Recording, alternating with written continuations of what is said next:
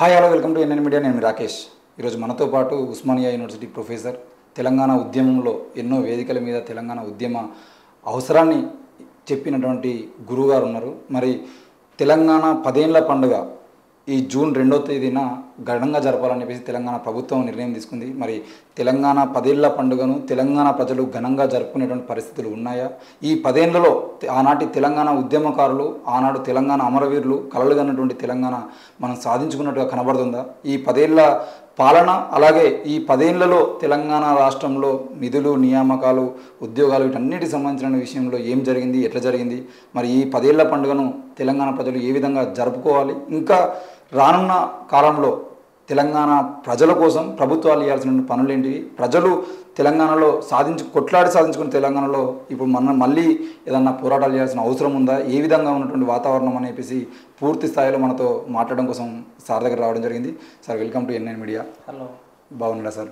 Fine. మొత్తానికైతే తెలంగాణ 10 ఏళ్ళు పూర్తి చేసుకుంటా ఉంది. మిమ్మల్ని మొదటిసారిగానే తెలంగాణ ఉద్యమంలోనే ఉస్మానియా వేదిక చూడడం జరిగింది.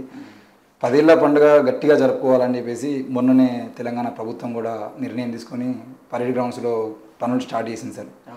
ఈ 10 ఏళ్ల పండుగకు సంబంధించిన విషయంలో ఒక తెలంగాణకి ఆంధ్ర వాళ్ళు పూర్తి స్థాయిలో ఇక్కడ భవనాలు వదిలేసి వెళ్ళిపోవడమే మిగులుతుందా? నిజంగానే ఈ 10 ఏళ్లలో అంత ఆదాయం సంపాదించుకునేటువంటి తెలంగాణ కనబడుతుందా సార్? అయితే 10 సంవత్సరాలు తెలంగాణ రాష్ట్రం ఏర్పడే సందర్భంలో మనము కొన్ని విషయాలని విహంగ వీక్షణం చేసుకోవాల్సిన అవసరం ఉంటుంది ఎప్పుడైనా. అంటే చరిత్ర తనకు తానుగా ఎప్పుడు మారదు. చరిత్ర ఎప్పుడైనా ప్రజలు పూనికతో దాన్ని ముందుకు తోస్తూ ఉంటారు. దాన్ని మార్క్సిస్టు పరిభాషలో చెప్పవలసి వస్తే ఉత్పత్తి శక్తులు ఉత్పత్తి సంబంధాలను మార్చుతాయని చెప్తారు. అట్లా చూసినప్పుడు తెలంగాణ సమాజంలో కూడా గత 60 సంవత్సరాల కిందటి నుంచి తెలంగాణ ప్రజలు యాతనపడి, సంఘర్షణ పడి, సంవాదానికి దిగి, పోరాటం చేసి ఎందరో అమరత్వం పొంది తెలంగాణ రాష్ట్రాన్ని సాధించారు. అంటే ఒక కొత్త చరిత్ర క్రియేట్ కావడానికి కొందరి ప్రాణత్యాగం అవసరం వచ్చింది. అంటే చరిత్ర ఎప్పుడైనా సరే మనుషులే తోస్తారు అనడానికి ఇది ఉదాహరణ. అయితే తెలంగాణ రాష్ట్రం ఏర్పడిన 10 ఏళ్లలో కూడా ప్రజలు ఈ చరిత్రని సుసంపన్నంగా మార్చడానికి, ఈ తెలంగాణ రాష్ట్రాన్ని సారవంతంగా మార్చడానికి వివిధ స్థాయిల్లో తమ ఆకాంక్షని వ్యక్తం చేస్తూ ఉన్నారు. సరే, వ్యక్తం చేసినా కూడా గతంలో ఉన్న పాలకులు వారికి ఉండే వైఖరి వలన, వారి అభివృద్ధి నమూనా వలన, ప్రపంచ బ్యాంకు నిర్దేశిత లేదా పెట్టుబడిదారుల నిర్దేశిత అభివృద్ధి నమూనా కలిగి ఉంటారు పాలకులు ఎవరైనా. కనుక భూస్వామ్య సమాజానికి సంబంధించిన అవశేషాలు కలిగి ఉన్న గత పాలకులు పెట్టుబడిదారీ ఆర్థిక అభివృద్ధి నమూనాను కలిగి ఉండి తెలంగాణ రాష్ట్రాన్ని ప్రజలు కోరుకున్న పద్ధతిలో వారి ఆకాంక్షలు నెరవేరే విధంగా పాలన సాగించలేదనేది మనకి కొన్ని ఉదాహరణలు బట్టి అర్థమవుతూ ఉన్నది. సేమ్ టైం ఆ సందర్భం 10 సంవత్సరాలు ప్రజలు ఎదుర్కొన్నారు కనుక మొన్నటి ఎన్నికల్లో తమ నిరసనని, తమ అసమ్మతిని ప్రకటించి అధికార పక్షాన్ని ఒకదానికి ఎక్కువ సీట్లు, ఒకదానికి తక్కువ సీట్లు. అయితే ఈ ఎక్కువ తక్కువలు చాలా పెద్ద వేరియేషన్ ఉన్న సందర్భం కూడా ఏమి లేదు.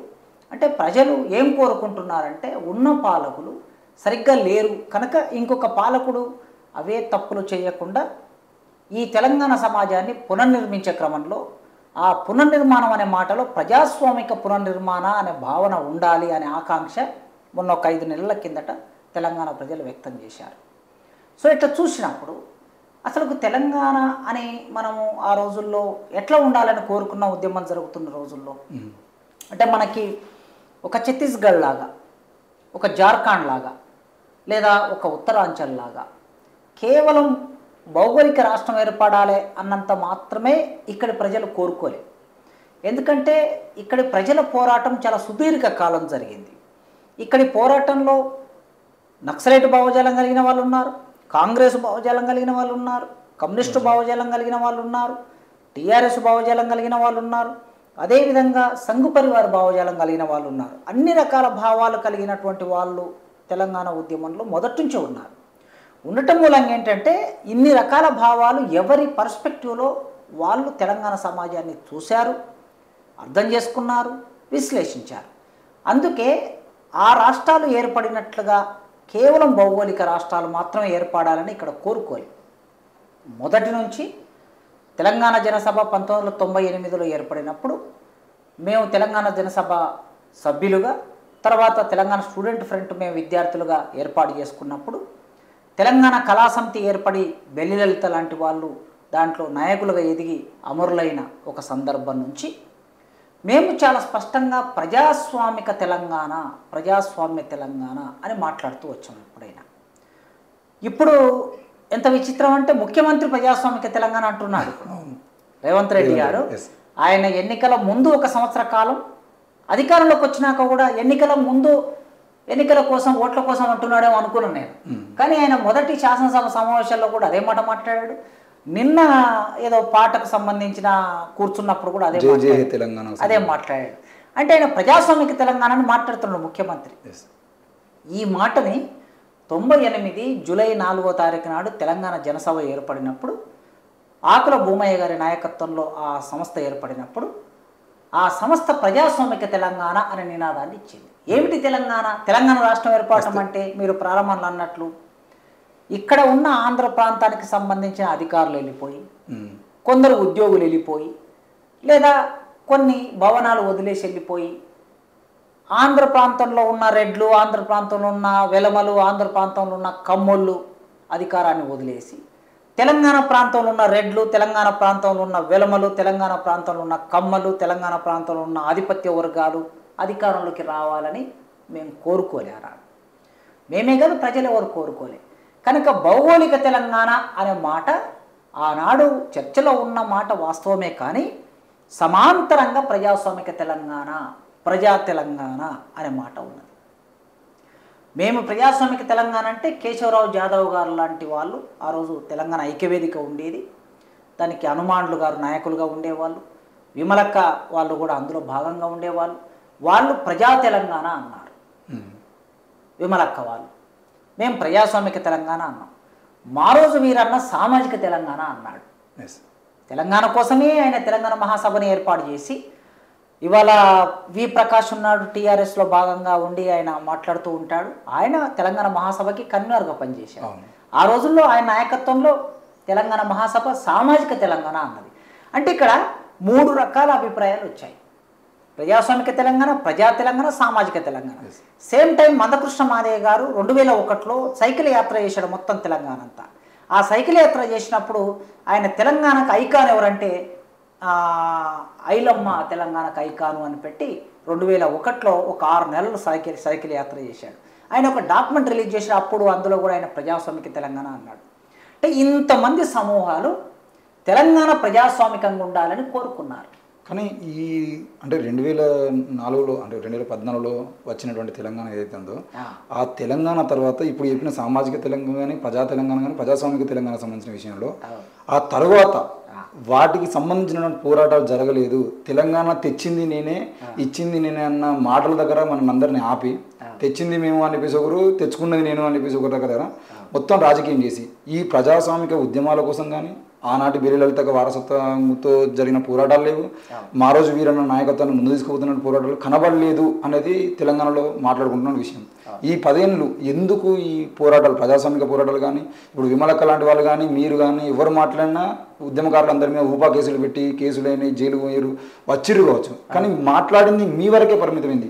ఆ తెలంగాణ ఉద్యమంలో పూర్తి స్థాయిలో గ్రామాన ఉత్పత్తి కులాలన్నీ రోడ్ల మీకు వచ్చి సాధించుకున్న తెలంగాణలో ఎందుకు ఈ 10 ఏళ్ల పాటు ఉద్యమాలు జరగలేకపోయినాయి? అయితే ఇక్కడ మీరు అడిగిన ఆ ప్రశ్న నేపథ్యం నుంచి వెళితే, ఆ రోజుల్లో తెలంగాణ రాష్ట్ర సాధన కోసం పొలిటికల్ జేఏసీ ఏర్పడింది. పొలిటికల్ జేఏసీ ఏర్పడినప్పుడు 2009 డిసెంబర్ 9వ తారీఖు నాడు, ఆ రోజుల్లో ఆయన కేంద్ర హోంశాఖ మంత్రి చిదంబరం తెలంగాణని అనౌన్స్ చేశారు. తెలంగాణను అనౌన్స్ చేసిన తర్వాత అంతే వేగంగా అనౌన్స్ చేసిన తెలంగాణ అభిప్రాయాన్ని ఒక 10-12 రోజులు దాటకముందే మళ్ళీ వెనక్కి తీసుకున్నారు. ఆంధ్ర పెట్టుబడిదారుల ఒత్తిడి వలన వెనక్కి తీసుకున్న తర్వాత అప్పుడు తెలంగాణ కోసం ఒక సుదీర్ఘమైన పోరాటం నడపాలి అనే ఆలోచన ఉద్యమ శక్తుల మధ్య వచ్చింది. వచ్చినప్పుడు ఎట్లా నడపాలని సమావేశమయ్యారు. ఈ సమావేశమైనప్పుడు ఈ ఉద్యమ శక్తులలోకి కేసీఆర్ గారు తర్వాత జానారెడ్డి గారు ఎంటర్ అయ్యారు. దీంట్లో మందకృష్ణ గారు ఉన్నారు, ఆకుల భూమయ్య ఉన్నారు, గద్దరన్న ఉన్నాడు, విమలక్క ఉన్నారు, వీళ్ళందరూ కేశవరావు జాదవ్ లాంటి వాళ్ళందరూ ఉన్నారు, జయశంకర్ గారు ఉన్నారు, కోదండరావు గారు ఉన్నారు, అందరు ఉన్నారు. అయితే వీళ్ళందరూ ఉద్యమ శక్తులతో పాటు రాజకీయ నాయకులు ఎంటర్ అయ్యారు. ఆనాడు ఈ ఉద్యమ శక్తులు ఏం అభిప్రాయం పట్టాయంటే రాజకీయ పార్టీలను ఇందులోకి తీసుకురావద్దు, కేవలం మనం ప్రజా సంఘాల నాయకులు, మేధావులు, కళాకారులను కలిసి ఒక వేదికను ఏర్పాటు చేసుకున్నాం. ఉమ్మడి కార్యాచరణ ఎవరి అభిప్రాయాలు వాళ్ళకు ఉండొచ్చు, కానీ ఉమ్మడి కార్యాచరణతో పనిచేద్దామనే అభిప్రాయాన్ని ఆకుల భూమయ్య గారు, గద్దరు, మందకృష్ణ గారు ఆనాటి సమావేశంలో వ్యక్తం చేస్తే ఆ అభిప్రాయం వినకుండా ఇటు కేసీఆర్ ఇటు జానారెడ్డి మధ్యలో కోదండరామ్ గారు కూర్చొని పొలిటికల్ జేఏసీని అనౌన్స్ చేశారు. సరే, ఆ పొలిటికల్ జేఏసీలో కొన్ని సంఘాలు కూడా ఉన్నాయి, కానీ వీళ్ళు ఎవరైతే ఈ ముగ్గురు ఉన్నారో ఈ ముగ్గురు బయటకు వచ్చి ఆల్టర్నేటివ్ ఆర్గనైజేషన్స్ పెట్టుకున్నారు. గద్దరన్న నాయకత్వంలో, ఆకుల భూమయ్య సార్ నాయకత్వంలో తెలంగాణ ప్రజాఫ్రంట్ ఏర్పడింది. అదేవిధంగా విమలక్క నాయకత్వంలో తెలంగాణ యునైటెడ్ ఫ్రంట్ ఏర్పడింది. సరే, మందకృష్ణ గారు ఆయన విడిగా ఆయన సంఘం పేరు మీద ఆయన కార్యక్రమాలు చేశాడు. కానీ తెలంగాణ జేఏసీ, రాజకీయ జేఏసీ ఏదైతే ఉన్నదో ఈ రాజకీయ జేఏసీ రాజకీయ పార్టీలు ఎట్లా నడిపితే అట్లా నడిచింది. అప్పుడు వీళ్ళు మళ్ళీ సేమ్ ప్రజాస్వామిక తెలంగాణ నినాదాన్ని ముందుకు తీసుకొచ్చారు. మా వనరులు మాకు, మా సంపద మాకు, మా అధికారం మాకు. కోదండరామ్ గారు ఎక్కడ మాట్లాడినా అదే ప్రజాస్వామిక తెలంగాణ అనే మాట మాట్లాడారు. ఎవరు? గద్దరన్న, ఆకుల భూమయ్య గారు, విమలక్క, వీళ్ళు. ఇక కేసీఆర్ గారు, జానారెడ్డి గారి నినాదం ఏదైతే ఉన్నదో వారి నినాదాన్ని కోదండరామ్ గారి నినాదం, జయశంకర్ గారు వీళ్ళందరూ ఒకటిగా పనిచేస్తూ వచ్చారు. సిద్ధాంతాలు రాద్ధాంతాలు లేని తెలంగాణ కావాలి అనేది వాళ్ళ ఆలోచన. ఓకే, కోదండరామ్ గారి జేఏసీ ఆలోచన సిద్ధాంతాలు రాద్ధాంతాలు లేని తెలంగాణ కావాలి. కేసీఆర్ గారి ఆలోచన, జానారెడ్డి ఆలోచన, కోదండరామ్ గారి ఆలోచన ఇది, జేఏసీ ఆలోచన ఇది. బయట ఉన్నటువంటి ఈ శక్తులు ఏంటంటే అసలు సిద్ధాంతాలు రాద్ధాంతాలు లేకుండా ఏదైనా ఉంటుందా సమాజంలో? ఏది ఉండదు. ఖచ్చితంగా ఒకదానికి ఒక ప్రాతిపదిక ఉంటుంది. జాతీయోద్యమం నడిస్తే కూడా జాతీయోద్యమానికి ఒకవైపు గాంధీ ఉన్నాడు, మరోవైపు కమ్యూనిస్టులు ఉన్నారు, విప్లవకారులు ఉన్నారు, ఇంకోవైపు హిందూ మతానికి సంబంధించిన జాతీయవాదులు కూడా ఉన్నారు. అందులో 3 రకాల అభిప్రాయాలు కలిసిన వాళ్ళు ఉన్నారు. 3 రకాల అభిప్రాయాలు నడిచినాయి అందులో ఉద్యమంలో. కనుక తెలంగాణ ఉద్యమంలో కూడా 3 రకాల అభిప్రాయాలు నడిచాయి. నడిచినప్పుడు సిద్ధాంతాలు రాద్ధాంతాలు లేని తెలంగాణ అని అనటం సరైంది కాదు. ఒక స్పష్టమైన సైద్ధాంతిక దృక్పథం తెలంగాణ ఉద్యమానికి కూడా ఉండాలి. ఆ సైద్ధాంతిక దృక్పథం అంటే ఏదో మార్క్సిజమో ఇంకేదో సిద్ధాంతం అక్కర్లేదు. ప్రజాస్వామ్యం అనే భావాలు కలిగిన దృక్పథం ఉండాలి. రేపు తెలంగాణ నుంచి ఆంధ్రలో వెళ్ళిపోతే తెలంగాణలో ఎవరు అధికారంలోకి వస్తారనే దృక్పథం ఉండాలి కదా. ఇక్కడ సంపదని ఎవరి చేతుల్లో పెడతారనే దృక్పథం ఉండాలి కదా. ఇక్కడ నిరుద్యోగులకు ఎట్లాంటి ఉద్యోగాలు ఇస్తారు, మూసివేయబడిన పరిశ్రమలను ఎట్లా తెరుస్తారు, లేకపోతే తెలంగాణ సమాజం సాంస్కృతికంగా అణచివేతకు గురైంది, సాంస్కృతికంగా అణచివేతకు గురైన తెలంగాణ సంస్కృతిని, ఏ సంస్కృతిని ఇక్కడ పెత్తందాల సంస్కృతిని తీసుకొస్తారో ప్రజల సంస్కృతిని తీసుకొస్తారనే దృష్టి అయితే ఉండాలి కదా. మేము ఆర్ట్స్ కాలేజ్ ముందు తెలంగాణ స్టూడెంట్ ఫ్రంట్ మేము ప్రజాస్వామిక తెలంగాణ కావాలని బ్యానర్ కడితే ఆ రోజుల్లో సరిగ్గా మాకు ఆపోజిట్ టీఆర్ఎస్ విద్యార్థి సంఘం, ఇప్పుడు సుమన్, ఆ రోజు బాలక సుమన్ టీఆర్ఎస్ ఈ విద్యార్థి సంఘంలో ఉండేది యూనివర్సిటీలో. సిద్ధాంతాలు రాద్ధాంతాలు లేని భౌగోళిక తెలంగాణ కావాలని కరెక్ట్గా మాకు ఆపోజిట్లో బ్యానర్ కట్టాడు ఆయన, మేము ప్రజాస్వామ్య తెలంగాణ అంటే. కనుక యూనివర్సిటీలోనైనా బయట అయినా ఎక్కడైనా ఈ స్పష్టమైన చర్చ నడుస్తుంది. నడిచిన తర్వాత సరే మెజార్టీగా ప్రజలు ఆ పొలిటికల్ జేఏసీలో ర్యాలీ అయ్యారు కనుక అన్ని కేవలం పొలిటికల్ జేఏసీలో ర్యాలీ అయినంత మాత్రాన వాళ్ళే నాయకత్వం వహించారని కాదు, మిగతా సమాజంలో అన్ని వర్గాలు, అన్ని సమూహాలు, అన్ని సంఘాలు ఆ ఉద్యమంలో భాగమై ప్రజల్ని కదిలించాయి. కదిలియటం మూలంగా వాలంటరీగా వంట వార్పు, మిలియన్ మార్చు, సహాయ నిరాకరణ, ఆ తర్వాత ట్యాంక్, వివిధ ప్రాంతాలు వివిధ సందర్భాల్లో తెలంగాణ సమాజంలో ఉన్నటువంటి ప్రభుత్వ యంత్రాంగాన్ని, కేంద్ర రాష్ట్ర ప్రభుత్వాన్ని స్తంభింపజేశారు. యంత్రాంగాన్ని అంతా ప్రజలు వచ్చి స్తంభింపజేశారు. ఈ సందర్భంలో ప్రజాస్వామిక తెలంగాణ అనే భావాన్ని వాళ్ళు ముందు పెట్టలేకపోయారు. సరే, ఏదో విధంగా తెలంగాణ రాష్ట్రం ఏర్పడింది. ఏర్పడిన తర్వాత మరి ప్రజాస్వామిక తెలంగాణ అని మాట్లాడే శక్తులు ఒకవైపు తెలంగాణ రాష్ట్రంలో ఉన్నాయి, మొదటి నుంచి మాట్లాడుతున్న శక్తులు ఉన్నాయి. కేవలం సిద్ధాంతాలు రాద్ధాంతాలు లేని భౌగోళిక తెలంగాణ కావాలి అని మాట్లాడే శక్తులు ఉన్నాయి. భౌగోళిక తెలంగాణ ఏర్పడింది. కేసీఆర్ ముఖ్యమంత్రి అయ్యాడు. 1 సంవత్సర కాలం ఎవరైనా ఈ మేధావులు మాట్లాడారా? ఎవరు లేదు. ఏం మాట్లాడారు? పైగా మా లాంటి వాళ్ళం ఎవరైనా మాట్లాడితే ఏమన్నారంటే, మీరు అప్పుడే మాట్లాడతారా, ఇప్పుడే బాలుడు పుట్టాడు, పసిబాలుడు పుట్టాడు, మీరు ఇప్పుడే ఆవకాయతో అన్నం పెడతారా, ఏదో చిన్న చిన్న ఉగ్గు పెట్టాలి కానీ అని మాట్లాడారు ఈ మేధావులందరూ. ఇవాళ ఎవరైతే ప్రజాస్వామిక తెలంగాణ అంటున్నారో ఆ మేధావులందరూ మేమన్నాం, మొదటి నుంచే ప్రజా సమూహం యొక్క ఒత్తిడి ఉండాలి, పౌర సమాజం ఇంటర్వెన్షన్ ఉండాలి, లేకపోతే నిరంకుశంగా మారుతుంది అని చెప్పి మేము మాట్లాడితే ఆ మౌనంగా ఉన్నటువంటి వాళ్ళు 6 నెలలు అయింది, సంవత్సరం అయింది, 2 ఏళ్ళు అయింది, 3 ఏళ్ళు అయింది, మొదటిసారి అధికారం 4 ఏళ్ళు అయిపోయిన తర్వాత ముందస్తు ఎన్నికలకు పోయాడు. అప్పటి వరకు మౌనంగా ఉన్న మేధావులు రెండోసారి అధికారంలోకి వచ్చేసరికి అప్పుడు ఇంకా కేసీఆర్ చాలా బలమైన అధికారాన్ని తన చేతిలోకి తీసుకొని 100 పైగా ఎమ్మెల్యేలు తన దగ్గర పెట్టుకొని పరిపాలన చెలాయించాడు. అంటే నీవు ఎన్ని సామెతలు లేవు, మొక్కై వంగతి మానై వంగున అనేది ఉంది కదా. నీవు తోటకూర దొంగతనం చేసిన నాడు నువ్వు గట్టిగా బెదిరించి ఉంటే పిల్లల్ని తర్వాత పెద్ద దొంగలు అయ్యేవాళ్ళు కదా అని ఎన్నో సామెతలు గ్రామాల్లో ఉన్నాయి కదా. అంటే ప్రారంభంలోనే ప్రభుత్వాన్ని ప్రజా ఒత్తిడి పెట్టి ఉంటే అంత నిరంకుశంగా మారేది కాదు. కనుక ఉద్యమ శక్తులకి, పోరాడే ఉద్యమ శక్తులు తమ బలం తక్కువైనా సరే పోరాడుతూనే ఉన్నారు. ఎక్కువ గొంతులు ఎక్కువై ఉంటే నియంతృత్వం వైపు వెళ్ళేది కాదు. కొందరు అయ్యేసరికి ఏం చేశాడు, ఆ కొందరిని టార్గెట్ చేసి కేసీఆర్ ఏం చేశాడు, వాళ్ళ మీద కేసులు పెట్టడం, వాళ్ళని జైల్లోకి వెళ్ళించడం, బెదిరించటం, లేదంటే పదవులు ఇవ్వటం. మొట్టమొదటి పదవులు ఇచ్చి ఆఫర్ ఇచ్చాడు.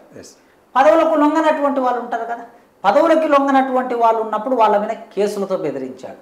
కేసులకు కూడా భయపడకుండా పోరాటం చేస్తుంటే మమ్మల్ని తీసుకెళ్లి జైల్లో పడేశాడు. ఊపా కేసులు అంటే అసలు బెయిలే రాదు, మామూలుగా బెయిల్ రానటువంటి కేసులు పెట్టి జైల్లో పడేశారు. ఇవన్నీ జరుగుతున్నప్పుడు మీరు అందరూ మౌనంగా ఉన్నారు వీళ్ళంతా.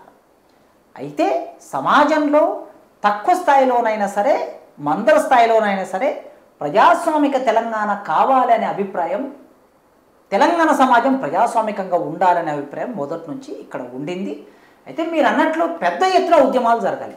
ఉద్యమాలు జరగకపోవడానికి కారణాలు ఉన్నాయి. ఆ కారణాలు ఏమిటంటే, తెలంగాణ ఉద్యమానికి నాయకత్వం వహించినటువంటి వాళ్ళలో, ఆ ఉద్యమంలో పాల్గొన్నటువంటి వాళ్ళు ఎక్కువ మంది ప్రభుత్వంలోకి వెళ్ళటం, వివిధ పదవుల్లో. తర్వాత ఆ ఉద్యమానికి నాయకత్వం వహించినటువంటి కొందరు మౌనంగా ఉండటం, మరికొందరు ఇప్పుడైనా మాట్లాడటం అని అనుకోవటం, వీటి ఫలితంగా ప్రజలు సమీకరించే ఒక ఉద్యమం జరిగే పరిస్థితి లేకుండేది. దానివలన మీరు అన్నట్లు తెలంగాణ సమాజంలో ప్రజాస్వామీకరణ వైపు ప్రయాణించవలసింది, ఇది నియంతృత్వం వైపు ప్రయాణించింది. నియంతృత్వం వైపు ప్రయాణించిందే గనక ప్రజలు తమ అసమ్మతిని ప్రకటించే సందర్భం ఏదో ఒకటి వస్తుంది కదా. ఆ అసమ్మతి ప్రకటించే సందర్భం అనేది వచ్చింది కనుకనే ఆ అప్రజాస్వామికంగా పరిపాలించిన పాలకుని దించేసి వేరే వాళ్ళకి అధికారాన్ని అప్పచెప్పారు. ఇప్పుడు మీ ప్రజాస్వామిక తెలంగాణ నినాదం కోసం అయితే ఆనాడు మీరు మాట్లాడితే, ఇప్పుడు అప్పుడు భౌగోళిక తెలంగాణ కోసం మాట్లాడిన ఇప్పుడు మళ్ళీ ప్రజాస్వామిక తెలంగాణ అంటున్నారు. ఈ ప్రజాస్వామిక తెలంగాణ అనేది ఏ రకమైన ప్రజాస్వామిక తెలంగాణ అని చెప్పేసి మీరు కలగన్నారు. ఇప్పుడు వీళ్ళు మాట్లాడుతున్న ప్రజాస్వామిక తెలంగాణ ఏది? ఎందుకు అడుగుతున్నా సార్ ఇదంటే, ఇప్పుడు మొన్న మీరు మొదట్లో చెప్పినట్టుగా రేవంత్ రెడ్డి గారు మొదటి అసెంబ్లీ సమావేశంలోనే నేను ఉద్యమకారులను గుర్తిస్తాము, ఉస్మానియా, కాకతీయ యూనివర్సిటీ లాంటి యూనివర్సిటీలో ముందుండి పోరాటం చేసినటువంటి విద్యార్థి నాయకులను గుర్తిస్తాము, అన్ని మాటలు చెప్పారు. ఇవన్నీ కేసీఆర్ మొదటి నుండి చెప్పిన మాటలు ఏ విధంగా అయితే ఉన్నాయో అలాగే ఉన్నాయి అనేది కొంతమంది అభిప్రాయం. ఎందుకు అనంటే, కేసీఆర్ పాలనని దొరల పాలన అని చెప్పేసి విమర్శ ఈ రోజు వరకు చేస్తున్న వాళ్ళు ఎవరైతే ఉంటారో, అదే రేవంత్ రెడ్డి వచ్చిన తర్వాత కూడా ఒకే సామాజిక వర్గం ఈరోజు అభివృద్ధి జరుగుతుంది, ఒకే సామాజిక వర్గానికి పదవులు దక్కుతున్నాయి అనేది వాస్తవం, కనబడుతున్నటువంటి విషయం కూడా. దీన్ని మీడియా కూడా బహిరంగంగా చెప్పలేకపోతున్నప్పటికీ కూడా జరుగుతున్నది అదే. మరి వీళ్ళు చెప్తున్న ప్రజాస్వామిక తెలంగాణ, మీరు కలగన్న ప్రజాస్వామిక తెలంగాణ ఒకటేనా? చాలా మంచి ప్రశ్న అడిగారు. అయితే మేము ఆ రోజుల్లో ప్రజాస్వామిక తెలంగాణ అని మేము మాట్లాడుతున్న సందర్భంలో ఒకరోజు నిజామాబాద్ జిల్లా పోచంపాడులో తెలంగాణ స్టూడెంట్ ఫ్రంట్ కార్యకర్తలకి రాష్ట్ర వ్యాప్తంగా ఒక 200 మందిని ఎంపిక చేసి శిక్షణ తరగతులు పెట్టాము మేము. ఓకే. శిక్షణ తరగతులు పెడితే 99లో ఆ శిక్షణ తరగతులకి ప్రొఫెసర్ జయశంకర్ గారు వచ్చారు. ఆయన పిలిచాం విద్యారంగం మీద మాట్లాడమని. పిలిస్తే ఆయన వచ్చి ఏమన్నాడంటే, మీరు అంత బాగానే ఉంది, నాకు తెలంగాణ వస్తుందన్న నమ్మకం అయితే ఏర్పడింది. ఎందుకు ఏర్పడిందంటే అప్పటికి టీఆర్ఎస్ ఏర్పడాలి, అప్పటికి కేసీఆర్ రాలే, ఆయన రవాణా శాఖ మంత్రిగా ప్రభుత్వంలో ఉన్నాడు, కొంత అసమ్మతితో ఉన్నాడు తెలుగుదేశం ప్రభుత్వంలో. ఆయన ఏమనంటే, మమ్మల్ని అందరూ చూసి ఒక 200 మంది యూత్ను చూసి ఇన్నాళ్ళకి నాకు ఒక నమ్మకం ఏర్పడింది, మళ్ళీ తెలంగాణ వస్తుంది. ఇక ఈసారి ఖచ్చితంగా 1969లో విఫలమైనట్లుగా ఈసారి విఫలం కాదు. ఎందుకు విఫలం కాదంటే తెలంగాణ ప్రాంతంలో చాలా ప్రామినెంట్గా రాజకీయ ప్రభావం వేయగలిగిన పీపుల్స్ వార్ పార్టీ తెలంగాణ ఉద్యమానికి అనుకూలంగా నిర్ణయం తీసుకున్నది. 1995-96 కాలంలోనే వాళ్ళు నిర్ణయం తీసుకున్నారు. వాళ్ళు నిర్ణయం తీసుకున్నారంటే వాళ్ళు చిత్తశుద్ధిగా పనిచేస్తారు. వాళ్ళు స్వార్థానికో లేకపోతే లొంగిపోవటమో లేకపోతే అవకాశవాదమో పనిచేసేటోళ్ళు కాదు. ఒక నిర్ణయం తీసుకుంటే దానికోసం ప్రాణత్యాగం చేసేనే పనిచేస్తారు. కనుక ఆ నమ్మకం వలన మీరు ఉద్యమంలోకి వచ్చారు కనుక మీ యూత్ను చూసి నాకు ఇప్పుడు నమ్మకం ఏర్పడింది తెలంగాణ వస్తుంది అని. అయితే నాకు ఒక భయం ఉన్నది అన్నాడు. నేను అన్నాను, ఏంటి సార్ ఆ భయము అని అన్నాను. అంటే మీరు ప్రజాస్వామిక తెలంగాణ అంటున్నారంటే పీపుల్స్ వార్ పార్టీ అడిగే నూతన ప్రజాస్వామిక విప్లవం అని నాకు ఒక భయం ఉంది. అంటే నేను వెంటనే లేచి, సార్ నూతన ప్రజాస్వామిక విప్లవం అనేది మా తెలంగాణ స్టూడెంట్ ఫ్రంట్ లక్ష్యం కాదు. నూతన ప్రజాస్వామిక విప్లవం అనేది పీపుల్స్ వార్ పార్టీ లక్ష్యం. పీపుల్స్ వార్ పార్టీకి ఒక లైన్ ఉంది, అది వర్గ పోరాటం చేస్తుంది, సాయుధంగా పోరాటం చేస్తుంది. మేము అట్లా కాదు, మేము రాజ్యాంగబద్ధంగా ప్రజల్లో ఉండి తెలంగాణ జనసభ అయినా తెలంగాణ కళాసమితి అయినా మేమైనా రాజ్యాంగబద్ధంగా రాజ్యాంగం మాకు ఇచ్చినటువంటి హక్కును ఉపయోగించుకొని పోరాటం చేస్తాం. మేము అడుగుతున్న ప్రజాస్వామిక తెలంగాణ ఏమడుగుతున్నామంటే భారతదేశ రాజ్యాంగంలో సమానత్వ హక్కు ఉన్నది. ఆర్టికల్ 15 నుంచి సమానత్వ హక్కు మొదలవుతుంది. అదేవిధంగా article 19, article 20, article 21, article 22 freedom of expression ఉంది. ఇవి మేము అడుగుతున్నాం, అంతకు మించి ఏం కాదు. ఈ అడగటే వీటిలో ఏమిటంటే తెలంగాణ సమాజంలో వివిధ సామాజిక వర్గాల మధ్య సమానత్వం లేదు, ఇంతకుముందు మీరు చెప్పినట్లు. అంటే అయితే రెడ్లన్న వెళ్తారు తెలంగాణ సమాజాన్ని, లేదంటే వెలమలన్న వెళ్తారు, లేకపోతే కమ్మలైన వెళ్తారు. అంతకన్నా కొద్ది ముందు బ్రాహ్మణులు వెళ్ళారు. అంటే ఈ 4 కమ్యూనిటీస్ అయినా వీళ్ళ పర్సంటేజ్ 10 లోపే ఉంది కదా తెలంగాణలో. ఈ 10 లోపు జనాభా ఉన్న ఈ 4 కమ్యూనిటీలు 90% మంది ప్రజల్ని పరిపాలిస్తున్నారు. అంటే ఈక్వల్ ఆపర్చునిటీస్ లేవు. రాజకీయ ఆపర్చునిటీ లేదు, ఉద్యోగ ఆపర్చునిటీ లేదు, చదువుల్లో ఆపర్చునిటీ లేదు కనుక రాజ్యాంగం ఏం చెప్తున్నది? ఆర్టికల్ 15 ప్రకారం, ఆర్టికల్ 16 ప్రకారం ఎవరైనా సరే ఎక్కడైనా సంచరించవచ్చు. ఆర్టికల్ 15 ఏం చెప్తుందంటే ఎవరైనా సంచరించవచ్చు, బహిరంగ ప్రదేశాల్లో బావుల్లో నీళ్ళు తాగొచ్చు, తర్వాత వాగుల్లో నీళ్ళు తాగొచ్చు, తర్వాత జాతరలో పాల్గొనవచ్చు, దేవుని గుళ్ళోకి వెళ్ళొచ్చు. కానీ మరి తెలంగాణ ప్రాంతంలో కూడా ఆంధ్రప్రదేశ్లో కూడా దళితులు దేవుడి గుళ్ళోకి వెళ్ళే అవకాశం లేదు. దళితుడు ఎవరైనా వేరే కులం అమ్మాయిని ప్రేమిస్తే చంపేస్తున్నారు. దళితులు మర్యాదగా మంచి బట్టలు కట్టుకుంటే ఓర్చుకోలేకుండా చంపేస్తున్నారు. మరి రాజ్యాంగం ఏమంటున్నది? ఏదైనా సమానం అంటున్నది, కానీ ఇక్కడ సమానత్వం అమలు కావటం లేదు. కనుక ఆ సమానత్వం కోరుకుంటున్నాం. అదేవిధంగా ఆర్టికల్ 16 ప్రకారం ఉద్యోగాల్లో అందరికీ సమానత్వం, ఆర్టికల్ 15 ప్రకారం ఉద్యోగాల్లో అందరికీ సమానత్వం అని రాజ్యాంగం చెప్తున్నది. కానీ ఉద్యోగాల్లో ఇప్పటికీ సెక్రటరేట్లో కానీ లేకపోతే పోలీసు ఉద్యోగాల్లో కానీ కోర్టులలో కానీ దళితులు, బీసీలు 53% ఉన్న బీసీలు, 22% ఉన్న దళితులకి అవకాశాలు లేవు చాలా చోట్ల. అసలు హైకోర్టులో ఒక జడ్జి కూడా లేడు. ఇది రాజ్యాంగం చెప్తున్న సమానత్వం లేదు. కనుక మేము అడుగుతున్నాం. అదేవిధంగా ఫ్రీడమ్ ఆఫ్ ఎక్స్ప్రెషన్ అంటున్నాం. సభ పెట్టుకోవాలి. ఒక సభ పెట్టుకోవాలంటే పర్మిషన్ ఇవ్వరు. రాజకీయ పార్టీలకు పర్మిషన్ ఇస్తారు, మరి ప్రజా సంఘాలకు పర్మిషన్ ఎందుకు ఇవ్వరు? అదే రాజ్యాంగం నాకు ఒక పౌరుడిగా నాకు హామీ పడింది, అదే రాజ్యాంగం కేసీఆర్కి హామీ పడింది, అదే రాజ్యాంగం చంద్రబాబు నాయుడుకి హామీ పడింది. చట్టసభల్లో యనమల రామకృష్ణుడు అసెంబ్లీ స్పీకర్గా ఉండి తెలంగాణ అనే మాట మాట్లాడొద్దు అని రూలింగ్ ఇచ్చాడు అసెంబ్లీలో. 293 మంది ఎమ్మెల్యేలు అక్కడ కూర్చుంటే ఒక ప్రాంతం 4 కోట్ల మంది ప్రాంతము 119 ఎమ్మెల్యేలు ఉండే ప్రాంతంలో మీరు తెలంగాణ మాట్లాడొద్దని రూలింగ్ ఇస్తే దీన్ని ఏమనాలి? అంటే చట్టబద్ధంగా తెలంగాణ గురించి మాట్లాడచ్చు, రాయలసీమ గురించి మాట్లాడచ్చు, కోస్తాంధ్ర గురించి మాట్లాడచ్చు, ఉత్తరాంధ్ర గురించి మాట్లాడచ్చు. ఎవడైనా తమ అభిప్రాయం వ్యక్తం చేయవచ్చు. వ్యక్తం చేసే అభిప్రాయమే ఉండదు అని చెప్పేసి నువ్వు చట్టం చేస్తే, రూలింగ్ ఇస్తే రాజ్యాంగం ఎక్కడ అమలైనట్లు? అదేవిధంగా సభ పెట్టుకోవాలనుకుంటే సభకి పర్మిషన్ ఇవ్వకుండా పోలీసులు అనేక రకాలుగా ఇబ్బంది పెట్టేవారు. గ్రామాల మీద పోలీసులు పడి రాత్రిపూట 18 ఏళ్ళు 20 ఏళ్ళు ఉన్న యువతరాన్ని పట్టుకొచ్చి ఎన్కౌంటర్ పేరు మీద కాల్చి చంపుతూ ఉండేవాళ్ళు ఆ రోజుల్లో. మాలాంటి వాళ్ళను నయీం అనేటటువంటి వాడు వెంటాడాడు, బెల్లి లలితక్కను చంపేశాడు. బెల్లి లలితక్కను సరిగ్గా ఇవాళ మనం 25 ఏళ్ళు అయింది. 99 మే 26వ తారీఖు నాడు బెల్లి లలితక్కను నయీం కిడ్నాప్ చేసి చంపేశాడు. మరి రాజ్యాంగానికి విరుద్ధంగా ఈ ప్రైవేటు మూటాలని ప్రభుత్వమే ప్రోత్సహిస్తుంది. ప్రభుత్వం ప్రోత్సహించి పట్టుకొని చంపేస్తుంది మాట్లాడుతున్న వాళ్ళని, రాస్తున్న వాళ్ళని. మమ్మల్ని చంపేస్తామని పేపర్ స్టేట్మెంట్ ఇచ్చి మమ్మల్ని భయాందోళనకు గురి చేస్తున్నాయి. ఈ చట్ట వ్యతిరేకమైన కార్యకలాపాలు ప్రభుత్వమే చేస్తున్నప్పుడు భారత రాజ్యాంగం ఏం చెప్తుందంటే ప్రాథమిక హక్కుల్లో అతనికి భారత రాజ్యము నుంచి పౌరులను కాపాడే హక్కు పౌరుడికి ఉంటుంది. ఆ పౌరుడికి ఇచ్చేటటువంటి హక్కే ప్రాథమిక హక్కు అని అంబేద్కర్ అన్నాడు. రాజ్యం నుంచి పౌరుని కాపాడుకో, ఆధిపత్య వర్గం నుంచి పౌరుడు తనను కాపాడుకోవడం ఎంత ముఖ్యమో ఒక్కొక్కసారి రాజ్యం కూడా హక్కుల్ని హరించేస్తుంది అని అన్నాడు అంబేద్కర్. కనుక ఇన్ని రకాలుగా ప్రజాస్వామిక హక్కులు అమలు కావటం లేదు కనుక తెలంగాణలో భూమి దున్నేవాడికి భూమి లేదు, దున్నుతున్న వాడికి పట్టలేదు. ఇవి మేము కోరుకుంటున్నాం సార్. రాజ్యాంగమే ఇచ్చింది కదా. మెట్ట అయితే ఇంత ఉండాలి ఒక మనిషికి. భూ సంస్కరణల చట్టం వచ్చింది. ఆ చట్టం ఏం చెప్తున్నది?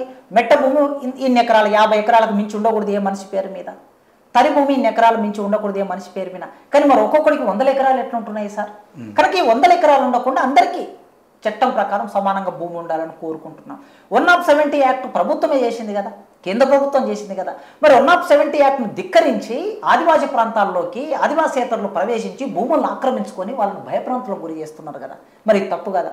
కనుక చట్టబద్ధ పాలన ఉండటమే, రాజ్యాంగం అమలు కావటమే ప్రజాస్వామిక తెలంగాణ సార్. మాది నూతన ప్రజాస్వామిక విప్లవం కాదు అని నేను జయశంకర్ గారికి చెప్పాను. అదే ఆనాడైనా ఈనాడైనా మేము అనుకుంటున్న ప్రజాస్వామిక తెలంగాణ రాజ్యాంగబద్ధ పాలన. మరి ఇప్పుడు కోదండరామ్ గారు ప్రజాస్వామిక తెలంగాణ అంటున్నారు. మరి ఆయన ఏంటో వివరణ. రేవంత్ రెడ్డి గారు కూడా అంటున్నారు. రేవంత్ రెడ్డి గారు అంటున్నారు ఆయన ఏదో వివరణ ఇవ్వాలి. వీళ్ళిద్దరు వివరణ ఇస్తే ఇప్పుడు మేము ప్రజాస్వామిక తెలంగాణ ఏమిటనేది, ప్రజాస్వామిక తెలంగాణ చారిత్రక పత్రాలను ఒక పుస్తకం వేశాం మేము. 1970 నుంచి 2014 వరకు మా అవగాహన మొత్తం కలిపి ఒక పుస్తకంగా వేశాం. మీ ఇంటర్వ్యూ చివరిలో ఆ పుస్తకం కూడా తీసి మీకు చూస్తే ఇక్కడనే ఉంది పుస్తకం. Okay sir. ఇది మేము వేసినటువంటి పుస్తకం ప్రజాస్వామిక తెలంగాణ చారిత్రక పత్రాలు. 1972లో కొండపల్లి సీతారామయ్య రాసిన వ్యాసం నుంచి మొదలుపెట్టి ఆకుల భూమయ్య గారు నేను రాసిన వ్యాసాల వరకు ఈ పుస్తకంలో ఉన్నాయి, ఇందులో ఉన్నాయి. కనుక మా అవగాహన చాలా స్పష్టంగా ఓపెన్గా చెప్పారు. ఆనాడు బెల్లిలలిత ప్రజాస్వామ్యం అడిగిన తెలంగాణ జనసభ, ప్రత్యేక రాష్ట్రం అడిగిన తెలంగాణ జనసభ అని. ఇప్పుడు రాజనరసింహ ప్రజాకళమండలిలో ఉన్నాడు, ఆయన బతికే ఉన్నాడు. బెల్లిలలిత చనిపోయింది, పాట పాడాడు. ప్రజాస్వామ్యం అడిగిన తెలంగాణ జనసభ, ప్రత్యేక రాష్ట్రం అడిగిన. కనుక మా ప్రజాస్వామ్య తెలంగాణ ఇది. మరి రేవంత్ రెడ్డి గారి ప్రజాస్వామ్య తెలంగాణ ఏమిటో ఆయన చెప్పాలని కోరుకుంటున్నారు. చెప్తే కదా మనకు తెలిసేది. ఉట్టిగా నినాదం మాట్లాడితే, ఇప్పుడు నినాదం మాట్లాడిన 5 నెలలు అయింది గవర్నమెంట్ వచ్చి, ఇంకా ఈ 5 నెలల తర్వాత ఏం విధానాలు ముందుకు తీసుకొస్తే వారి విధానాలు ఎట్లున్నాయో, ప్రజాస్వామికంగా ఉన్నాయా, రాజ్యాంగబద్ధంగా ఉన్నాయా, రాజ్యాంగ విరుద్ధంగా ఉన్నాయా, ప్రజాస్వామ్య వ్యతిరేకంగా ఉన్నాయనేది మనకు అర్థమవుతుంది. కనుక ఇది ప్రజాస్వామ్య తెలంగాణకు సంబంధించి మేము ఇస్తున్నటువంటి నిర్వచనం. అంటే మీరు కోరుకుంటున్న ప్రజాస్వామిక తెలంగాణ సంబంధించిన విషయంలో పూర్తి అవగాహన కోదండరామ్ గారికి అయితే ఉన్నది. మీరు మొదటి నుండి కోరుకుంటున్న ప్రజాస్వామిక తెలంగాణ ఏ రకమైంది అనేది ఆ సార్ తెలుసు కదా. తెలవకేం లేదు. మరి ఆయన ఇప్పుడు పూర్తిగా కాంగ్రెస్ పార్టీలో వాళ్ళు విలీనం అయిపోయి వాళ్ళ పార్టీని ఇప్పుడు కాంగ్రెస్ పార్టీతో కలిసి పనిచేస్తున్నటువంటి కోదండరామ్ గారు అయితే మీరు కోరుకుంటున్న ప్రజాస్వామిక తెలంగాణ కోసమే మాట్లాడుతున్నారని మీకు అనిపిస్తుందా? నేను అట్లా అనుకోవటం లేదు. ఒకవేళ నేను అట్లే అనుకుంటే పొలిటికల్ జేఏసీ 2009 పొలిటికల్ జేఏసీ ఏర్పడినప్పుడు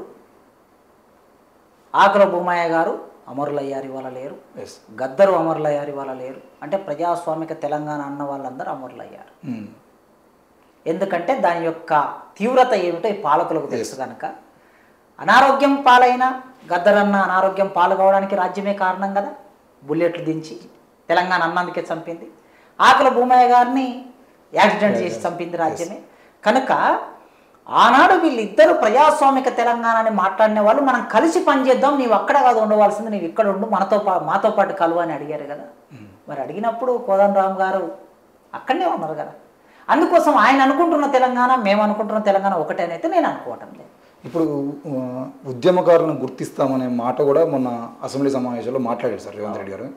నేను ఉద్యమకారులను గుర్తిస్తాము చేస్తామని అంటున్నాడు.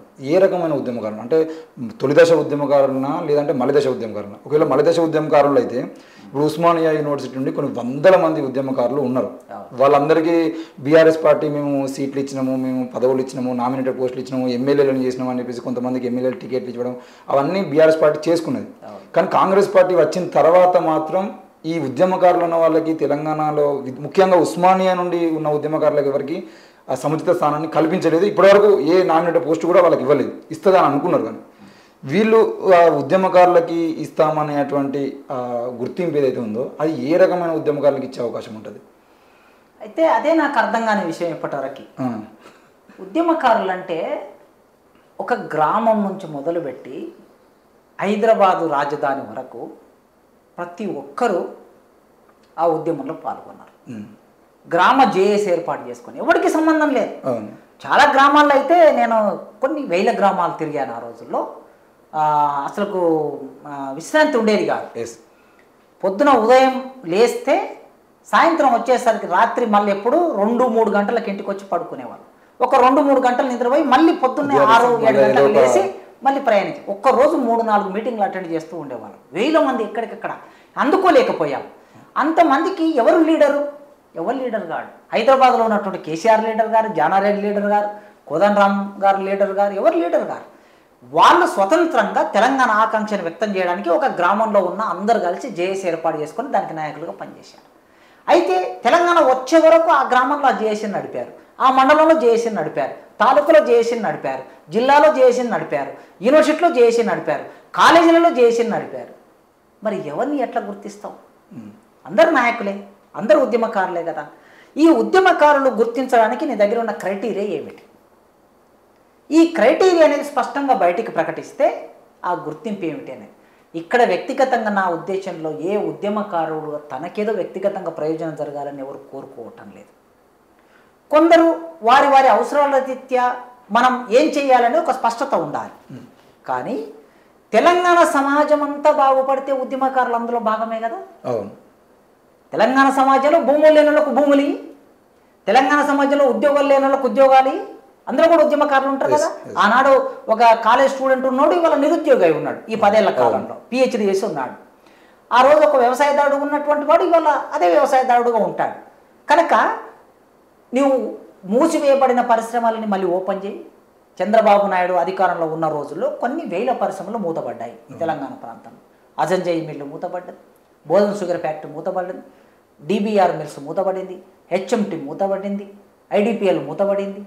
ఒక్కొక్క కంపెనీలో 2000-3000 మంది ఉద్యోగులు ఉంటారు. ఇందులో నీవు ఈ కంపెనీలు అన్నీ ఓపెన్ చేస్తే ఇందులో కొన్ని లక్షల మందికి ఉద్యోగాలు వస్తాయి కదా. అది నీవు ఓపెన్ చేస్తే ఆటోమేటిక్గా నీవు ఇచ్చినట్లే, ఉద్యమకారులకి నీవు ప్రయోజనం కలిగించినట్లు. అట్లా మంచి చదువు నువ్వు క్వాలిటీ చదువు ప్రభుత్వమే ఇవ్వాలి.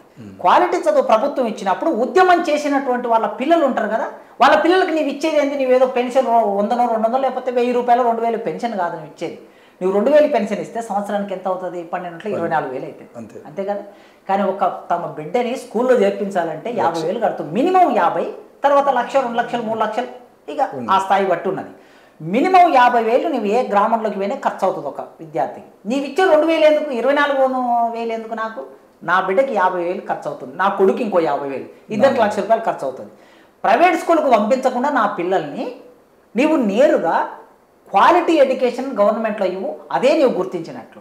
ఇట్లా విద్య, ఉద్యోగం, వైద్యం, భూమి, తర్వాత నిరుద్యోగులకు ఉద్యోగాలు కల్పించడం చేస్తే మొత్తం తెలంగాణ సమాజంలో ఉన్న అందరికీ ఉద్యమకారులను గుర్తించి వారికి నీవు సరైన స్థానం ఇచ్చినట్లు అవుతుంది. అట్లా కాకుండా ఇప్పుడు కేసీఆర్ 500 మంది కళాకారులను గుర్తించాడు, 500 మందికి ఉద్యోగాలు ఇచ్చాడు. ఏదో పాపం వాళ్ళకి జీతాలు కూడా సరిగ్గా రావటం లేదు. 500 మంది కళాకారులే ఉన్నారా మొత్తం తెలంగాణలో? నువ్వు ఏ ఊరికి పోతే ఆ ఊరిలో కళాకారులు ఉంటారు. తెలంగాణ మట్టిని ముట్టుకుంటే వీణలాగా పాట పాడుతుంది అంటారు. మరి అంతమంది కళాకారుల్లో కొందరికే ఇచ్చావు కదా, మరి మిగతా వాళ్ళు పాపం వాళ్ళు పాడలేదా? వాళ్ళు ఆడలేదా? వాళ్ళు నిద్రలేని రాత్రుల్ని భరించలేదా? భరించారు కదా అందరూ. మరి వాళ్ళు అసంతృప్తితో ఉన్నారు కదా చాలామంది. కనుక అట్లా నీకు దగ్గరగా ఉండే, నీ పార్టీకి దగ్గరగా ఉండే, లేకపోతే కొందరు వీళ్ళను చూసుకొని 1000 మందో 2000 మందిలో నువ్వు గుర్తించి వాళ్ళకి ప్రయోజనం కలిగిస్తే దాని వలన తెలంగాణ సమాజానికి మొత్తం ప్రయోజనం జరగదు. అయితే నేను ఉద్యమకారులను ఎట్లా గుర్తించాలని నేను కోరుకుంటున్నానంటే, కొందరు ఆ ఉద్యమకాలంలో తీవ్రమైన అనారోగ్యానికి గురయ్యారు, తర్వాత అంగవికులు అయ్యారు, తర్వాత ఆస్తులు పోగొట్టుకున్నారు. ఇట్లాంటి వాళ్ళు చాలా స్పష్టంగా అందరికీ తెలుసు సమాజంలో. వాళ్ళకిప్పుడు ఏ ఆధారం లేదు బతకడానికి. అట్లాంటి వాళ్ళను గుర్తించి వాళ్లకు నెలకు ఎంత పెన్షన్ ఇవ్వగలము అనేది ప్రభుత్వం కూర్చొని ఒక కమిటీ వేసి నిష్పక్షపాతంగా కమిటీ వేయాలి. ఇప్పుడు ఏదో ప్రభుత్వానికి దగ్గరుండే ఒక 2-3తో కమిటీ వేసి గుర్తించమని అంటే వాళ్ళకి దగ్గర ఉన్న వాళ్ళని గుర్తిస్తారు. అట్లా కాకుండా అన్ని భావజాలాలు తెలంగాణ ఉద్యమంలో అన్ని భావజాలాలు కలిగి ఉండి పనిచేసినటువంటి వాళ్ళు ఉంటారు. వాళ్ళందరినీ కలిపి ఒక కమిటీ వేసి ఒక్కొక్క రంగం నుంచి కొద్ది మందిని ఇట్లాంటి వాళ్ళని ఏ ఆధారము లేనటువంటి వాళ్ళని గుర్తించి ప్రభుత్వం ఆదుకోవాల్సిన బాధ్యత ప్రభుత్వం మీద ఉన్నది. అదేవిధంగా ఎమ్మెల్యేలు ఎంపీలు అయిన వాళ్ళు జీవితానికి సరిపడిన డబ్బు సంపాదించుకున్నారు. ఆనాడు ఉద్యమంలో పాల్గొని ఎమ్మెల్యేలు ఎంపీలై మంత్రులై అదేవిధంగా వాళ్ళకు అయిపోయినాక పదవి అయిపోయినాక పెన్షన్ వస్తుంది. కానీ తెలంగాణ ఉద్యమంలో పాల్గొన్నటువంటి వాళ్ళకి కనీసం వాళ్ళకు ఒక ఇల్లు కూడా ఉండే పరిస్థితి లేకుండా చాలామంది ఉన్నారు. అట్లాంటి వాళ్ళను గుర్తించి తార్కికంగా గుర్తించి వాళ్ళకు కూడా ఏదో రూపంలో మనం సహాయం చేయవచ్చు. ఇదంతా కేవలం చాలా స్థూలంగా జరిగేటటువంటి ప్రయోజనమే. నేను సూక్ష్మంగా జరిగే ప్రయోజనం గురించి నేను ఆలోచిస్తున్నాను. అది ప్రజాస్వామిక తెలంగాణ అనే భావం ఈ పాలకులకు ఉంటే మొత్తం తెలంగాణ సమాజానికి లాభం జరుగుతుంది అనేది నా అభిప్రాయం. అంటే ఆ రోజు కేసీఆర్ 10 ఏళ్ళ పాలనలో అది జరగలేదు. ఇప్పుడు రేవంత్ రెడ్డి గారి పాలనలో జరుగుతుందని నమ్మకం ఉన్నదా? అయితే ఇప్పుడు ఎవరైనా సరే నా అభిప్రాయం నాకుండే ఒక ప్రాపంచిక దృక్పథం వలన పాలక వర్గాలు ఎవరైనా ఒక్కటే. రాష్ట్రాన్ని దేశాన్ని పరిపాలించే పాలకులందరూ ఒకటే. నాకు పాలకుల మధ్య విభజన రేఖ ఏమీ లేదు.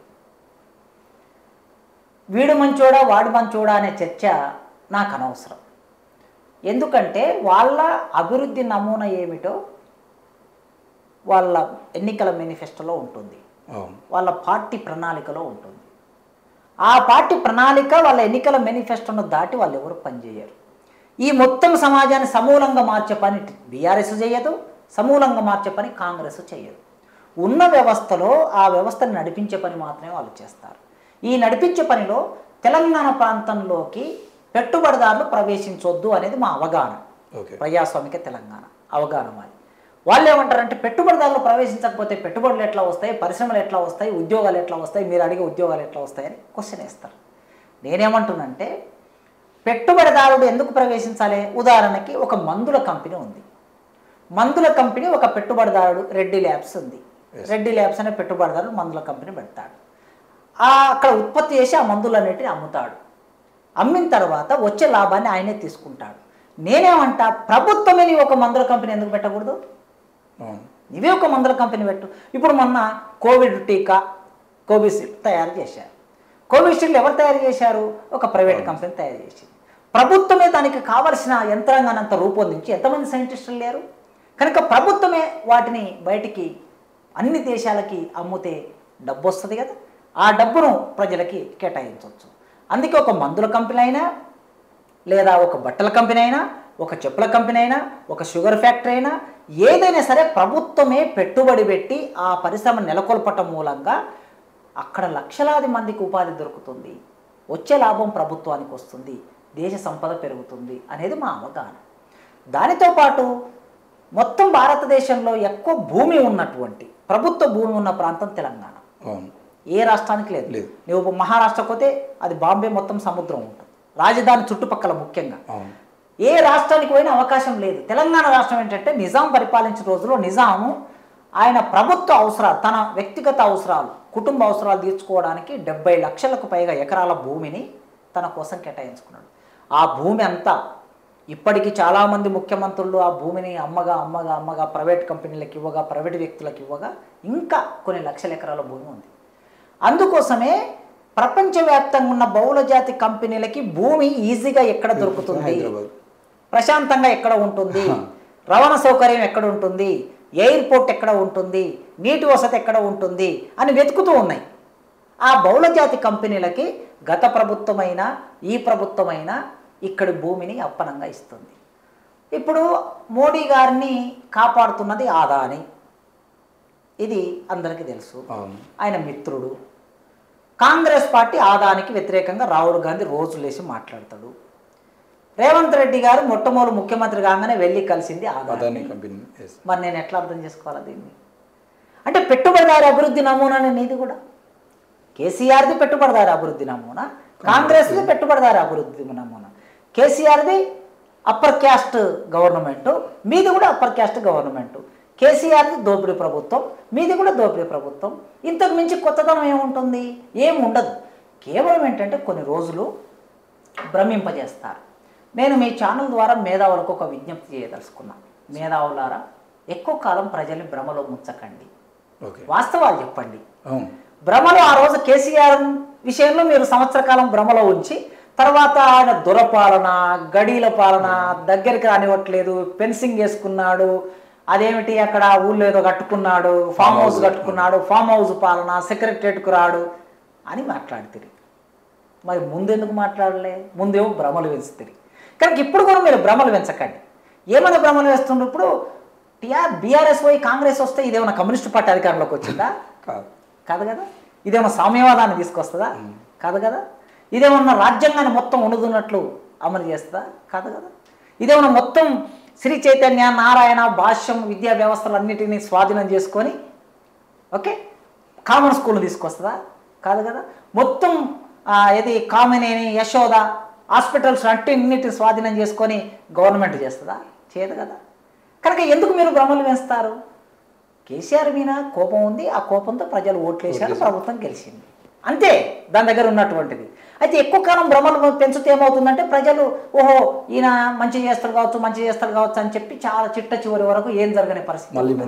అందుకే మొదటి నుంచి ఇప్పుడైనా రేవంత్ రెడ్డి గారు, కేసీఆర్ గారు లాగా కాకుండా ఉండాలంటే పౌర సమాజం ఒత్తిడి ఉండాలి. ఎప్పుడైనా మేధావులు మౌనంగా ఉండకూడదు. మేధావుల్లో ఒత్తిడి ఉండాలి ప్రభుత్వం మీద.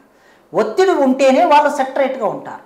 ఒకప్పుడు ఎట్లుండేదంటే ఇక్కడ తెలుగు సమాజంలో ఒత్తిడి ఉండేది ప్రభుత్వాల మీద. నేను చూసిన 30 ఏళ్ల కాలంలో, అంటే 1985 నుంచి మొదలు పెడితే ఈనాటి వరకు ఈ కాలం అంతా 30-35 ఏళ్ల కాలంలో చూస్తే ఇక్కడ ఒక ప్రజా ఉద్యమం నడిచేది, నక్సలైట్ ఉద్యమం ఉండేది. ఇప్పుడు పీపుల్స్ వార్ పార్టీ, లేదా తర్వాత మావోయిస్టు, లేదా జనశక్తి, ప్రజాపంత, ఈ పార్టీలు ఉండేటివి. సేమ్ టైం సిపిఐ, సిపిఎం అనే పార్టీలు ఉండేటివి. అవి ఒక 20 మందో 15 మందో చట్టసభలో ఉండేవాళ్ళు, లోపల ఉండేవాళ్ళు. ఎన్టీ రామారావు ఆనాడు చెన్నారెడ్డి అయినా, పివి నరసింహారావు అయినా, ఎన్టీ రామారావు అయినా, మళ్ళీ చెన్నారెడ్డి అయినా, కోట్ల విజయభాస్కర్ రెడ్డి అయినా, మళ్ళీ చంద్రబాబు నాయుడు అయినా, లేదా రాజశేఖర రెడ్డి అయినా, ఈ మొత్తం ఈవెన్ రాజశేఖర రెడ్డి వరకు ఏముండేదంటే బయట ఒక ఉద్యమం ఉండేది.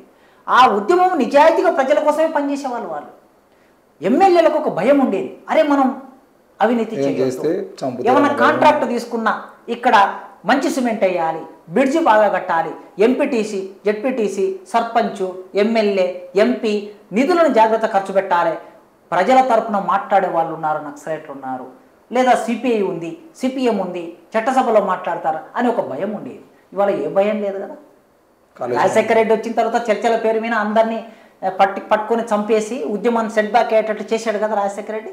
ఆ తర్వాత వచ్చినటువంటి తెలంగాణ ఉద్యమం, తర్వాత ఏర్పడిన కేసీఆర్ గారు ఇట్లా మారడానికి కారణం ఇటు పౌర సమాజము మేధావుల ఒత్తిడి లేదు, అటు ఉద్యమం ఒత్తిడి లేదు. లేకపోయేసరికి నన్ను చేసేటోడు ఎవడున్నాడు, నన్ను అడిగేటోడు ఎవడున్నాడు అని ఏ భయం లేకుండా ఏదైనా ఒక నిర్ణయం చేయాలంటే, అసెంబ్లీలో ఒక బిల్లు ప్రవేశపెట్టాలంటే ఫస్ట్ మేధావులు ఏమనుకుంటారు, నక్సలైట్లు ఏమనుకుంటారు, ఈ విషయంలో వాళ్ళ స్టేట్మెంట్ ఏమొచ్చింది అని ప్రభుత్వ యంత్రాంగం ఎదురు చూసిన రోజులు ఉన్నాయి.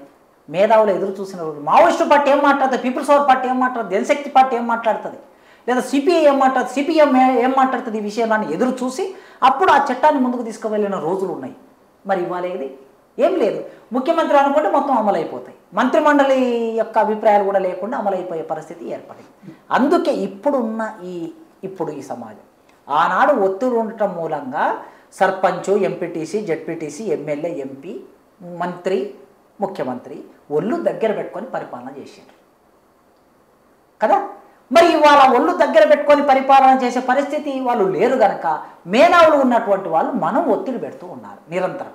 అరే మనము ఒక చట్టాన్ని, ఏదైనా ప్రజల వ్యతిరేకమైన చట్టం చేస్తే, ఒక నిర్ణయం చేస్తే వీళ్ళు రోడ్డు మీదకి వెళ్తారు, ప్రజలను కూడగడతారు, పోరాటం చేస్తారు, అభిప్రాయాన్ని కూడగడతారు, ప్రజలు నిరసన వస్తుంది, అసమ్మతి వస్తుంది అనే భయం ముఖ్యమంత్రికి ఉండాలి, మంత్రులకు ఉండాలి. అప్పుడు కొద్దిగా ఒళ్ళు జాగ్రత్త పెట్టుకొని పనిచేస్తారు.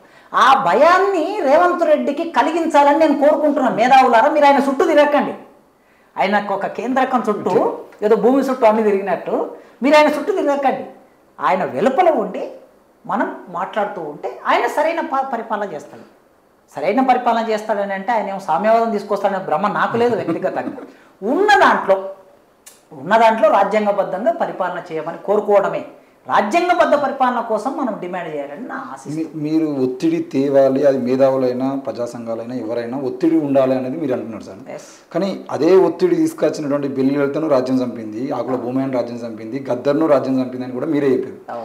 ఇప్పుడు కూడా గత కొన్ని రోజులుగా నరేంద్ర మోడీ పాలనలో బీజేపీ అధికారంలోకి వచ్చిన తర్వాత ఈ ఒత్తిడి తీసుకొస్తున్నటువంటి ప్రజాస్వామికవాదులు ఎవరైతే ఉన్నారో వాళ్ళ మీద బహిరంగంగా దాడులు జరుగుతున్నాయి.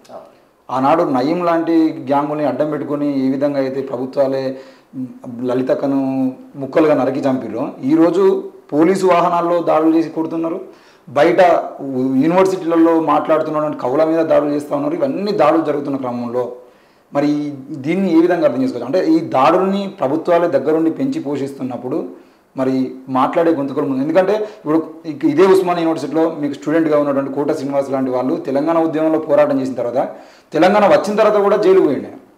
ఉద్యమంలో జైలు పోవడం అనేది అది ఉద్యమకారంగా చెప్పుకోవచ్చు. కానీ తెలంగాణ సాధించుకున్న తర్వాత కూడా రైతుల గురించి మాట్లాడేందుకు బేడీలేసి తీసుకుపోయినటువంటి రోజులు మనం చూసినాం. ఈ క్రమంలో ఈ ఉద్యమాలు చేస్తున్న వాళ్ళ మీద ఇదే రకమైనటువంటి దాడులు చేస్తూ పోతే వాళ్ళు ప్రశ్నించే అవకాశం ఉంటుందా? లేదంటే దీని మీద ఎందుకు రాష్ట్ర ప్రభుత్వాలు కానీ మేధావులు కానీ ఏకతాటి మీదకి వచ్చి ఈ దాడులను ఖండిస్తూ మాట్లాడలేకపోయేటువంటి పరిస్థితి ఎందుకు వస్తుంది?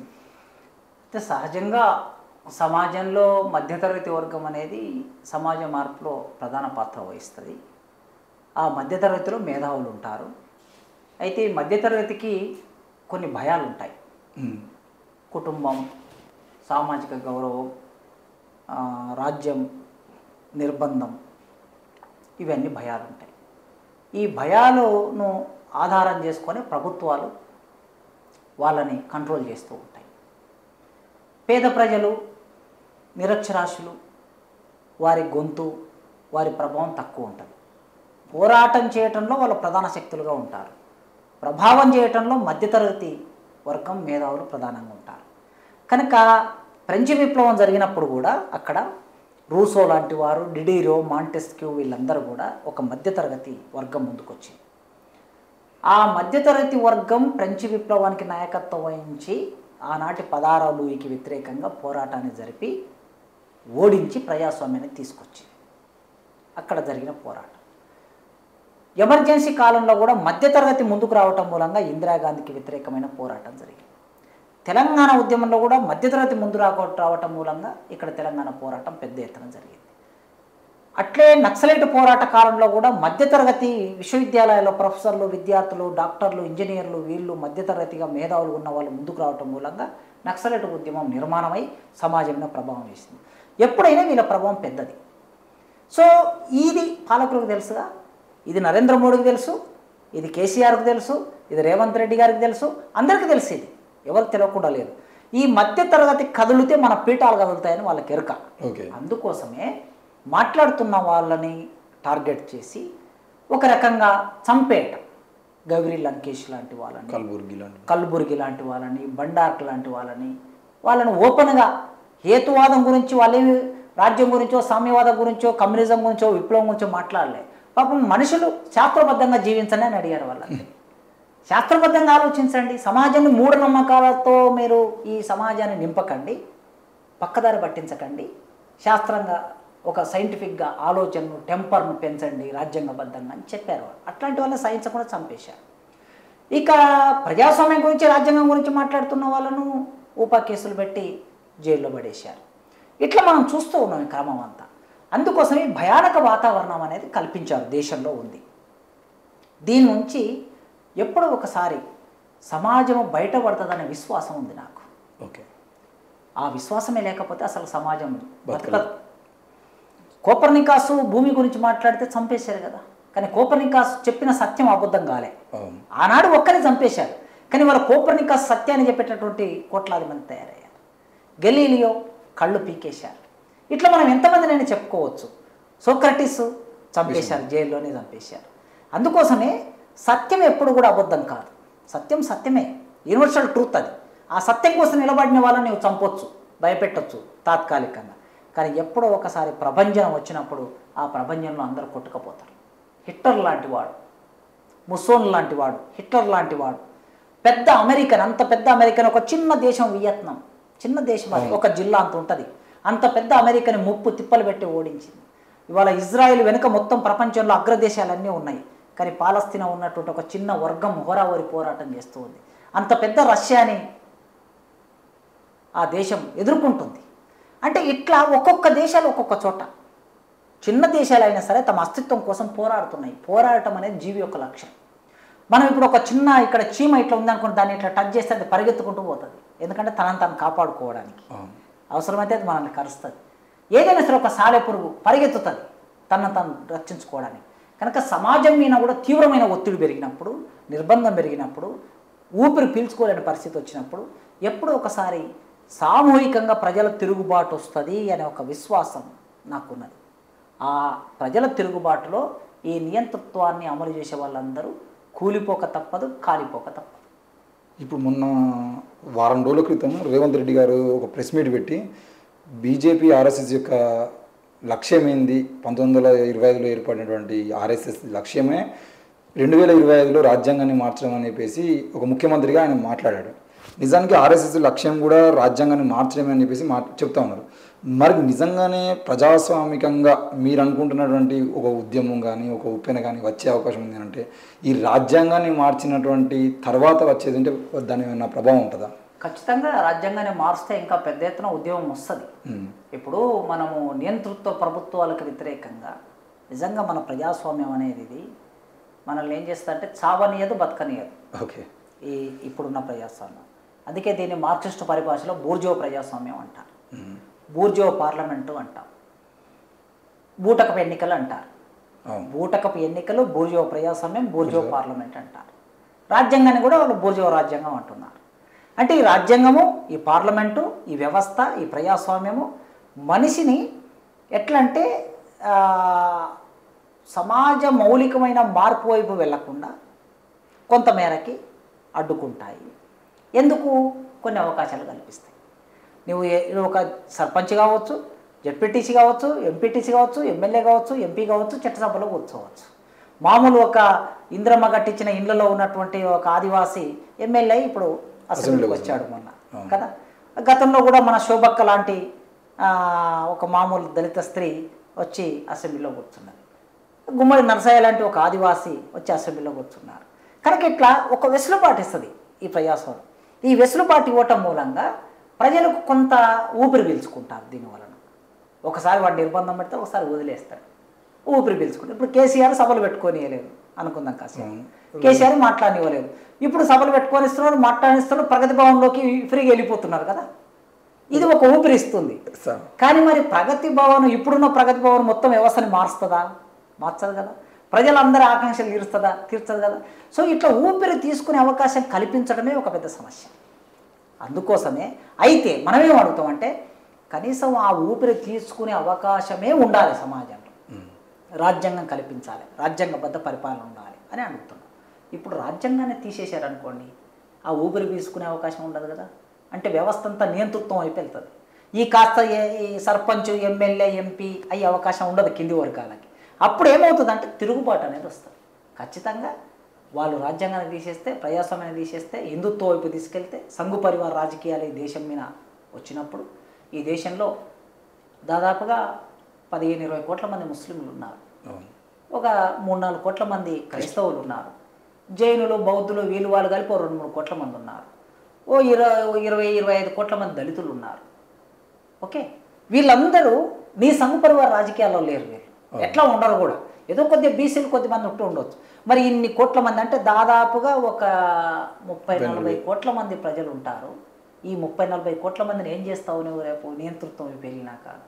ఖచ్చితంగా వీళ్ళు తిరుగుబాటు చేస్తారని ఒక విశ్వాసం ఉంది. ఇంతకుముందు మీరు మాట్లాడుతూ ఒకప్పుడు చట్టాలు చేయాలన్నా అది అసెంబ్లీ అయినా పార్లమెంట్లో అయినా ఇక్కడ ఏదైనా చట్టం చేయాలంటే పీపుల్స్ వారు కానీ, లేదంటే నక్సలైట్లు కానీ, లేదంటే బయట ఉన్న మేధావులు కానీ వీళ్ళందరూ ఏమనుకుంటున్నారు అనే నిర్ణయం చూసిన తర్వాత చట్టాలు చేయడానికి ముందుకు పోయేది, ఆ ధైర్యం చేసేది అని చెప్పేసి మాట్లాడింది.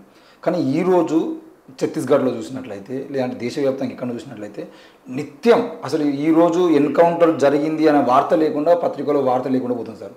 మరి ఇంత ఎన్కౌంటర్ జరుగుతున్నా ఎందుకు ఆ ఎన్కౌంటర్లను ఖండిస్తూ ప్రెస్ మీట్ పెట్టేటువంటి పరిస్థితి కూడా కనబడట్లేదు? లేదు అని అంటే ఇంతకుముందు నేను చిన్నగా ఉన్నప్పుడు, నేను డిగ్రీ చదువుతున్నప్పుడు ఏదైనా ఎన్కౌంటర్ జరిగింది అని అంటే దాని మీద చర్చలు జరగాలి అని డిమాండు, లేదంటే ఎన్కౌంటర్ నిరసిస్తూ విద్యార్థి సంఘాలు కూడా బంధువులు పిలుపునిచ్చిన రోజులు ఇవన్నీ జరిగినాయి. ఇప్పుడు ఆ బంధులు కానీ, ఆ ధర్నాలు కానీ, లేకపోతే నిరసన కానీ, చివరికి ఒక ప్రెస్ మీట్ కానీ పెట్టేటువంటి పరిస్థితి ఎందుకు లేకుండా పోతుంది?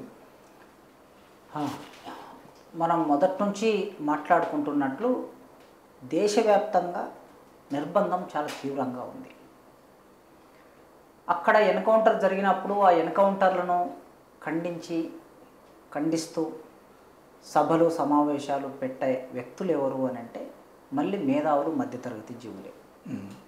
ఈ మేధావులు, మధ్యతరగతి జీవులకి కేంద్ర ప్రభుత్వం, రాష్ట్ర ప్రభుత్వాలు ఒక భయాన్ని సృష్టించాయి గత 10 సంవత్సరాలుగా.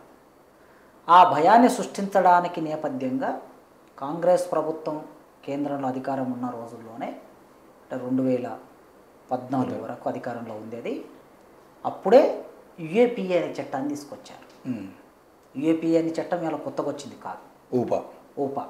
ఈ ఊపా చట్టము కాంగ్రెస్ అధికారంలో ఉన్నప్పుడు చిదంబరం గారే దానికి మంచిగా కోరలు పదును పెట్టి చట్టం తీసుకొచ్చాడు.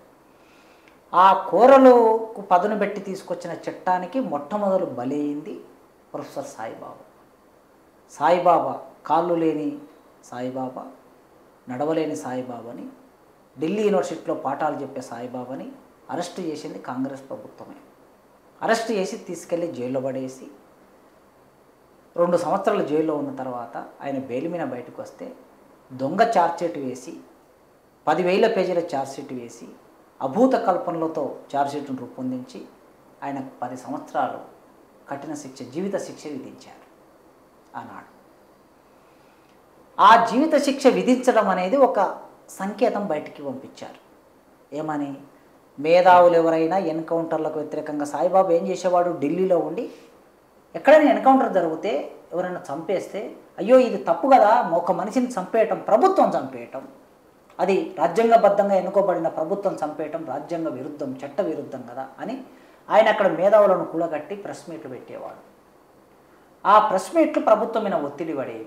అందుకోసమే ఆయన ప్రెస్ మీట్లు పెట్టకుండా, ఆయన మాట్లాడకుండా, ఆయననే అరెస్ట్ చేసి లోపలేస్తే అయిపోతుంది కదా అనే భావంతో తప్పుడు కేసుతో, ఫ్యాబ్రికేటెడ్ కేసుతో లోపలేసేశారు.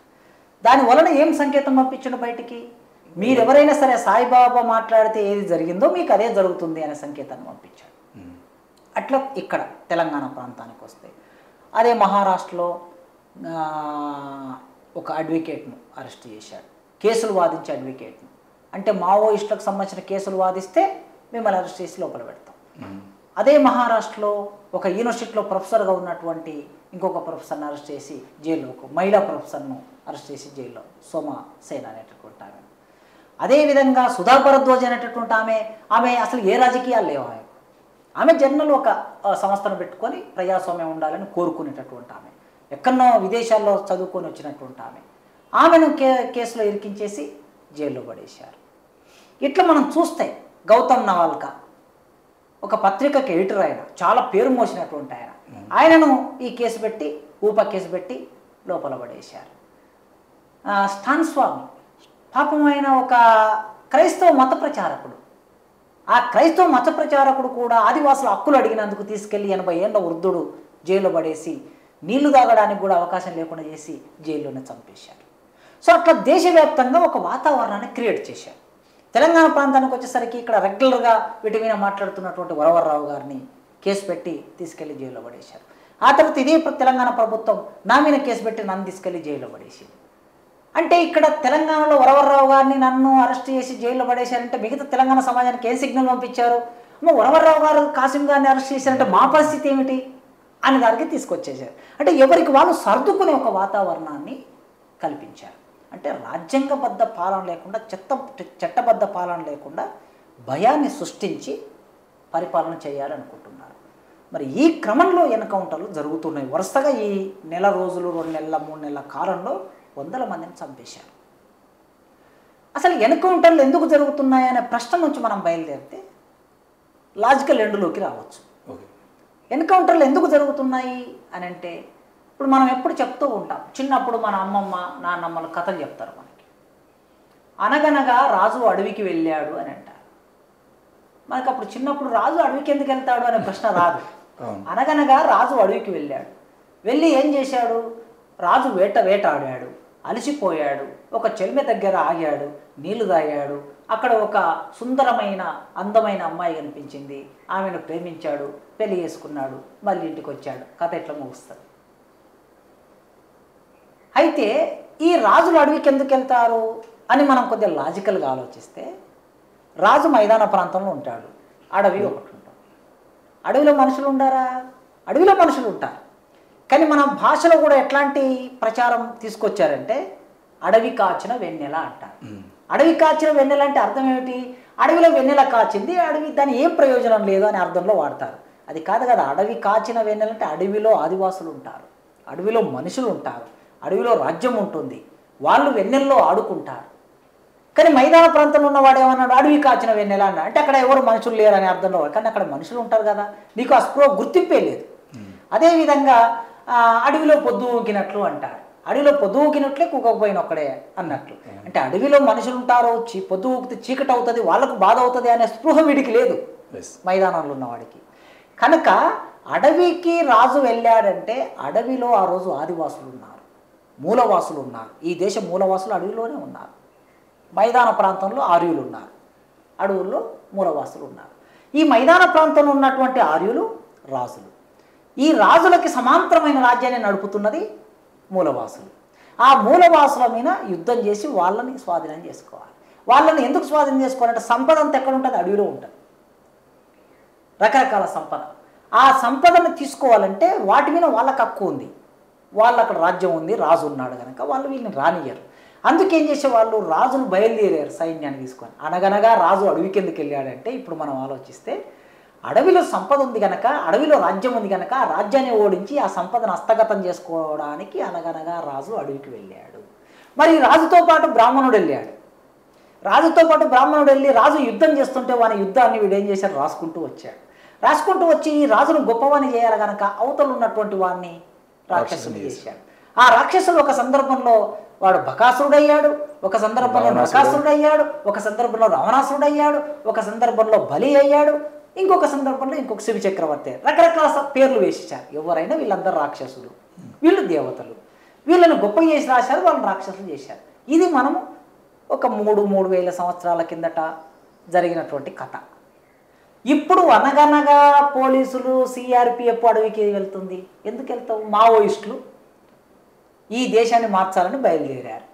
ఈ దేశ సంపద సమానంగా పంపిణీ జరగాలి, సామ్యవాదం రావాలని బయలుదేరారు. ఈ రాజ్యాంగం మీద మాకు నమ్మకం లేదు, ఈ రాజ్యాంగాన్ని మేము మార్చి కొత్త రాజ్యాంగం తీసుకొస్తాం, అది సాయుధ పోరాటం ద్వారా చేస్తామని అంటున్నారు. వాళ్ళు ఆయుధం పట్టుకొని పోరాటం చేస్తాం, ప్రకటించుకున్నారు ఆయుధం పట్టుకొని. మరి మీరు ప్రభుత్వం మేము చట్టబద్ధ పాలన చేస్తామని మీరు అంటున్నారు. రాజ్యాంగం మీద ప్రమాణం చేసి రాజ్యాంగం ప్రకారం నడుచుకుంటాం అంటున్నారు. రాజ్యాంగం ప్రకారం నడుచుకుంటామనేటటువంటి మీరు రాజ్యాంగానికి భిన్నంగా నడుచుకుంటామనే వాళ్ళు, మీ ఇద్దరి మధ్య ఏమిటి? వాళ్ళు మీరు ఇట్లెందుకు అంటున్నారు, వాళ్ళు అట్లెందుకు అంటున్నారు చూస్తే, అడవిలోకి వెళ్ళిన ఈ నక్సలైట్లు, అడవిలో ఉంటున్న నక్సలైట్లు ప్రజలకి దూరంగా ఉన్నారు, మీరు ప్రజల్లోకి రండి, జనజీవన స్రవంతిలోకి రండి అంటారు. వాళ్ళు జనజీవన స్రవంతి లేరా? అడవిలో కోట్లాది మంది ఆదివాసులు ఉన్నారు, కోట్లాది మంది ఆదివాసుల్లో ఉన్నారు వాళ్ళు. ఆ కోట్లాది మంది ఆదివాసులకి విద్య లేదు, వైద్యం లేదు, సామాజిక సంపద, దేశ సంపద వాళ్ళకి అందటం లేదు. కనుక ఈ సంపద అంతా వాళ్ళకి అందాలని, వాళ్ళకి విద్యా వైద్యం ఉండాలని, రాజ్యాంగం హక్కులన్నీ వాళ్ళకు రావాలని వాళ్ళు పోరాటం చేస్తున్నారు అక్కడ. దానితో పాటు ఈ దేశ సంపద ఎక్కడుంది? అడవిలో ఉన్నది. జిందాల్ కంపెనీ అడవికే వెళ్తుంది, అనగనగా జిందాల్ కంపెనీ అడవికి పోతుంది, అనగనగా డీబీర్స్ కంపెనీ నల్లమల్ల అడవికి పోతుంది, అనగనగా ఎస్ఆర్ కంపెనీ దండకారణ్యం పోతుంది, అనగనగా వేదాంత కంపెనీ దండకారణ్యం పోతుంది. ఆనాడు అనగనగా రాజు అడవికి వెళ్ళాడు, ఇవాళ అనగనగా కంపెనీ పోతుంది. కంపెనీ ఎందుకు పోతుంది? ఈ కంపెనీలు అన్ని విదేశాల పొత్తుతో ఉన్న కంపెనీలు, విదేశాల కంపెనీలు. ఆస్ట్రేలియా కంపెనీ ఒకటి, జిందాల్ కంపెనీ వేరే అరబ్ కంట్రీలకు సంబంధించింది ఒకటి. ఈ కంపెనీలన్నీ అడవిలోకి ఎందుకు పోతున్నాయంటే ఐరన్ ఉంది అడవిలో, ప్రపంచంలో ఎక్కడా లేనటువంటి ఆఫ్రికా ఖండంలో ఉన్నటువంటి అడవుల్లో ఎంత ఖనిజ సంపద ఉందో ఇక్కడ అట్లాంటి ఖనిజ సంపద ఉంది. అయితే ఆఫ్రికా ఖండంలోకి వెళ్ళి సంపదను తీసుకురావడం చాలా కష్టం, ఎందుకంటే రవాణా సౌకర్యాలన్నీ ఉండవు కనుక. ఇక్కడ ఏంటంటే దండకారణ్యం అనేది మధ్యలో ఉంటుంది భారతదేశానికి. ఇటు ఒకవైపు ఢిల్లీ ఉంటుంది, ఒకవైపు మధ్యప్రదేశ్, ఒకవైపు బీహార్, ఇంకోవైపు ఉత్తరప్రదేశ్, ఒకవైపు ఆంధ్రప్రదేశ్, ఇంకోవైపు ఒరిస్సా, ఇంకోవైపు కర్ణాటక, ఇంకోవైపు తమిళనాడు, మొత్తం అన్ని రాష్ట్రాల కనెక్షన్ ఉంటుంది. ఇది మధ్య భారతం. ఇది ఈ మధ్య భారతము ఎటు ఒక 100 కిలోమీటర్లు బయటకు వచ్చేస్తే డైరెక్ట్గా ఎయిర్పోర్ట్కి వెళ్ళొచ్చు, లేకపోతే సముద్ర మార్గంలోకి వెళ్ళొచ్చు. చాలా చౌకగా ఖనిజ సంపదని తీసుకొని వెళ్ళడానికి అవకాశం ఉంది. అందుకే బహుళ జాతి కంపెనీలన్నీ దండకారణ్యంలోకి ప్రవేశిస్తున్నాయి. మరి దండకారణ్యంలోకి ప్రవేశిస్తున్న బహుళ జాతి కంపెనీలకి పర్మిషన్ ఇస్తున్నది ఎవరు? ఈ దేశ పార్లమెంట్, ఈ దేశ ప్రధానమంత్రి, ఈ దేశ మంత్రులు, క్యాబినెట్ పర్మిషన్ ఇస్తుంది. ఆ సంపదని కాపాడుతున్నది ఎవరు? ఆదివాసులు, నక్సలైట్లు, మావోయిస్టులు. సంపదను ఎందుకు కాపాడుతున్నారు? ఒక మావోయిస్టు పార్టీ నాయకుడు ఇంటికి వస్తుందా సంపద? లేదు. లేదా ఆదివాసుల ఇళ్ళకి వస్తుందా? లేదు. ఆ సంపదని ఆ నాయకులు, మావోయిస్టు పార్టీ నాయకులైనా నక్సలైట్ పార్టీ నాయకులు ఎవరైనా, జయరాజ్ అన్న రాశాడు, వారు పేరు కోసం వచ్చిరందున అమ్మ అయ్య పెట్టిన పేరు చెప్పరు, భూములు ఎన్నో పంచినా సెంటు భూమి అడగరు, పంట కంకి ఎన్ని కాసినా ఒక కంకి మీద చెయ్యి వేయరు అని రాశాడు. నిజంగా పేరు కోసం వచ్చారా? ఎవరు చచ్చిపోయిన తర్వాత 40 ఏళ్ళకి 50 ఏళ్ళకి వాళ్ళ అసలు పేరు తెలుస్తుంది మనకి. మొన్న ఆనంద్ అన్న చనిపోయాడు, ఆయన లాస్ట్ ఇయర్. రేపు 31కి ఆయనకు 1 ఇయర్ అయింది చనిపోయి.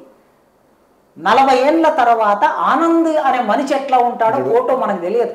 40 ఏళ్ళ తర్వాత వాళ్ళు ఆ ఫోటో రిలీజ్ చేస్తే ఓహో ఇట్లా ఉంటాడా. ఆనంద్ పేరు మాత్రమే విన్నాము. అసలు ఆనంద్ కాదనే పేరు కటకం సుదర్శన్ ఆయన తల్లిదండ్రులు పెట్టిన సుదర్శన్ అనే పేరు మనకి ఎవరికి తెలియదు. ఇన్నాళ్ళు ఆనంద్ మనిషి ఎవరో తెలియదు, పేరు ఎవరో తెలియదు. మరి అత్త 40 ఏళ్ళు ఎవరి కోసం పనిచేశాడు? ఈ దేశం కోసం కదా. ఇక్కడున్న ఐరన్, ఇక్కడున్న రకరకాల సంపద, బాక్సైటు, నిక్షేపాలు, మాంగనీసు, ఇదంతా కూడా ఇవాళ మనం వాడుకుంటున్నాం. ఇవాళ ఈ ఐరన్ ఉంది కనుక మీరు ఇన్స్ట్రుమెంట్ తయారు చేసుకొని ఇంటర్వ్యూ చేస్తున్నారు. ఐరన్ ఉంది కనుక మనం 2 వీలర్ వాడుతున్నాం, కారు వాడుతున్నాం, అనేక రకాల వస్తువులు తయారు చేసుకుంటున్నాం, మనం అనుభవిస్తున్నాం ఈ దేశ సంపద. రేపు నీ పిల్లలు అనుభవించొద్దా? నీ పిల్లలు అనుభవించొద్దా? ఇది మావోయిస్టుల దృష్టి. భవిష్యత్తుకు కావలసిన ఖనిజ సంపద భవిష్యత్తుకు దాచిపెట్టకుండా మీరు మొత్తం ఉపయోగించుకొని పైగా విదేశీ కంపెనీలకు మీరు అప్పచెప్పుతున్నారు కనుక ఈ దేశ సంపద ఈ దేశానికి దక్కాలి అని ఆ సంపదని కాపాడుతున్న గాడ్స్ వాళ్ళు, దేశభక్తులు, నిజమైన దేశభక్తులు, దేశాన్ని కాపాడుతున్న నిజమైన దేశభక్తులు. ఆనాడు ఈస్ట్ ఇండియా కంపెనీ వచ్చి దేశ సంపదనంతా తరలించుకుపోయింది. ఈస్ట్ ఇండియా కంపెనీ, ఆ ఈస్ట్ ఇండియా కంపెనీ మనకు స్వాతంత్రం లేని రోజుల్లో తరలించుకుపోయింది. ఇవాళ స్వాతంత్రం వచ్చింది, సార్వభౌమాధికారం అంటున్నారు, సర్వసత్తాక రాజ్యం అంటున్నారు, ఓ నాది పెద్ద దేశం అంటున్నారు, దేశ ప్రపంచంలో 5వ ఆర్థిక వ్యవస్థ అంటున్నారు, పెద్ద ప్రజాస్వామ్యం అంటున్నారు, పెద్ద పార్లమెంటరీ వ్యవస్థ అంటున్నారు. మరి పెద్ద ప్రజాస్వామ్యం, పెద్ద పార్లమెంటరీ వ్యవస్థ ఉన్న రోజుల్లో కూడా America company, Germany company, Australia company, Dubai company వచ్చి నీ దేశంలో దోచుకపోతుంటే కాపాడుతున్న దేశభక్తులు ఎవరంటే మావోయిస్టులు. అందుకే ఆ కంపెనీలకి ఇది దోచిపెట్టడం కోసం అనగనగా కంపెనీ, అనగనగా సిఆర్పిఎఫ్ బెటాలియన్స్ ఒక 3-4 లక్షల మంది లోపలికి వెళ్ళారు. నీ దగ్గరికి అయితే రాలేదు కదా వాళ్ళు. నీవు చట్టబద్ధ పాలన చేసేవాడు, నువ్వేం చేయాలి? నీ దగ్గరికి వచ్చినప్పుడు, ప్రధానమంత్రి దగ్గరికి వచ్చినప్పుడు, ముఖ్యమంత్రి దగ్గరికి వచ్చినప్పుడు, ఎమ్మెల్యే దగ్గరికి వచ్చినప్పుడు, ఎంపీ దగ్గరికి వచ్చినప్పుడు, లేదా సెక్రటరియట్కి వచ్చినప్పుడు, అప్పుడు వాళ్ళతో నువ్వు ఓరావరిగా ఏదో జరుగుతుంది. కానీ ఎక్కడో అడవులో ఉన్నటువంటి వాళ్ళ దగ్గరికి నీవే వెళ్ళి పట్టుకొని కాల్పులు జరిపి చంపేస్తున్నావంటే ఎవరు వాళ్ళు? ఈ దేశ పౌరులు కదా, చట్టబద్ధంగా ఈ దేశ పౌరులు. వాళ్ళేం పాకిస్తాన్ నుంచి రాలే, చైనా నుంచి రాలే, విదేశాల నుంచి వచ్చిన దోపిడిదారులని మర్యాదగా నీవు హోటల్లో కూర్చోబెట్టుకొని ఒప్పందాలు చేసుకొని పంపిస్తున్నావు. నీ దేశ భూమి పుత్రులని చంపేస్తున్నావు పట్టుకొని. అందుకే ఈ ఎన్కౌంటర్స్ జరగడానికి ప్రధాన కారణం ఏమిటంటే వాళ్ళని వికెట్ చేయించాలి, అక్కడి నుంచి లేకుండా చేయాలి. చేస్తే అప్పుడు సంపదను దోచుకపోవడం సులభమైంది. కంపెనీలు ఫ్రీగా వెళ్ళిపోతాయి, అక్కడ ఫ్రీ వెళ్ళిపోయి సంపదనంతా దోచుకెళ్తాయి. అందుకే సమాజం ఆలోచించమని అప్పీల్ చేస్తున్నాం. మావోయిస్టులను చంపేస్తారు కావచ్చు, వాళ్ళు జీవితాన్ని త్యాగం చేయడం కోసమే పోయారు. ఏ వ్యక్తిగతమైన లేకుండా వ్యక్తిగతమైనటువంటి ఆస్తులు సంపాదించుకోవడం, పేరు సంపాదించుకోవడం, కుటుంబాన్ని కాపాడుకోవటం అని కాకుండా వాళ్ళ జీవితం అంతా సమాజానికి, దేశం కోసం అంకితం చేయాలని పోయిండ్రు. ఓకే, యుద్ధం జరుగుతుంది, యుద్ధంలో మీరు చంపేస్తారు కావచ్చు ఎన్కౌంటర్లు చేసి. మరి పౌర సమాజం అట్లా చంపుతున్న ఈ దేశ పౌరులని పౌర సమాజం మౌనంగా ఉండటం అనేది ఇది క్షమించరాని నేరం. ఎందుకంటే వాళ్ళు నీ కోసం, నా కోసం, నీ పిల్లల కోసం, నా పిల్లల కోసం పోరాటం చేస్తున్నారు. వాళ్ళకు పిల్లలు లేరు, వాళ్ళకి కుటుంబం లేదు.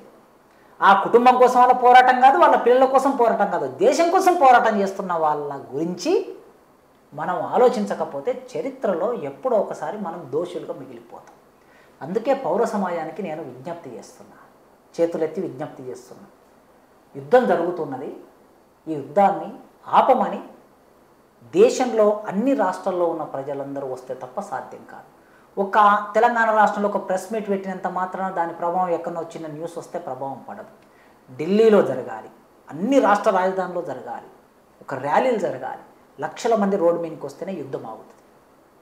మావోయిస్టులు ఏం కోరుకుంటున్నారో పిలిపించండి, మీరు మధ్యవర్తులను పంపించి పిలిపించండి. శ్రీలంక గవర్నమెంట్ ఎల్టీటీ వాళ్ళతో చర్చలు చేసింది, భారతదేశ ప్రభుత్వం ఉల్ఫా వాళ్ళతో చర్చలు చేసింది, మణిపూర్లో చర్చలు చేసింది, అన్ని ప్రాంతాల్లో మీరు చర్చలు చేసినట్లు వాళ్ళు ఏం కోరుకుంటున్నారో చర్చలు చేయండి, వాళ్ళ అభిప్రాయాలు బయటికి రానివ్వండి, వాళ్ళను మాట్లాడనివ్వండి. అట్లా మాట్లాడేటట్లు ఒక చర్చల వాతావరణం రావాలంటే 2004లో జరిగిన ఎన్నికల సందర్భంలో ఇక్కడ మన తెలంగాణ సమాజం ఒత్తిడి పెట్టడం మూలంగా రాజశేఖర రెడ్డి చర్చలు చేశాడు. అట్లే కేంద్ర ప్రభుత్వం మీద కూడా భారతదేశ పౌర సమాజం ఒత్తిడి పెడితేనే ఈ యుద్ధం ఆగుతుంది. ఒత్తిడి పెట్టకపోతే రక్తపాతమే జరుగుతుంది. ఈ రక్తపాతాన్ని చూస్తూ ఉన్నటువంటి ప్రతి ఒక్కరూ చరిత్రలో నేరస్తులుగా మిగిలిపోయే పరిస్థితి వస్తుంది కనుక పౌర సమాజం స్పందించాలని, ఈ దేశభక్తులను రక్షించుకోవాలని కోరుతున్నాను. Okay sir, thank you. You. మొత్తానికైతే ఈరోజు జరుగుతున్నటువంటి ఈ పాలన ఏదైతే ఉందో దానికి సంబంధించిన విషయంలో పౌర సమాజం స్పందించాల్సినటువంటి అవసరం అయితే ఉంది అని, పౌర సమాజం స్పందించేంత వరకు ఈ రాజరిక పాలన కానీ, ఈ రాజ్యం చేసేటువంటి హింస కానీ కొనసాగే అవకాశం ఉందనిపిసి అయితే కాశీం గారు చెప్తా ఉన్నారు. మరి ఇప్పటికైనా పౌర సమాజం ఏ రకంగా స్పందిస్తుంది, ఇంకెప్పుడు స్పందిస్తుందో చూడాల్సిన అవసరం అయితే ఉంది. చూస్తూనే ఉండండి NN మీడియా. Thank you.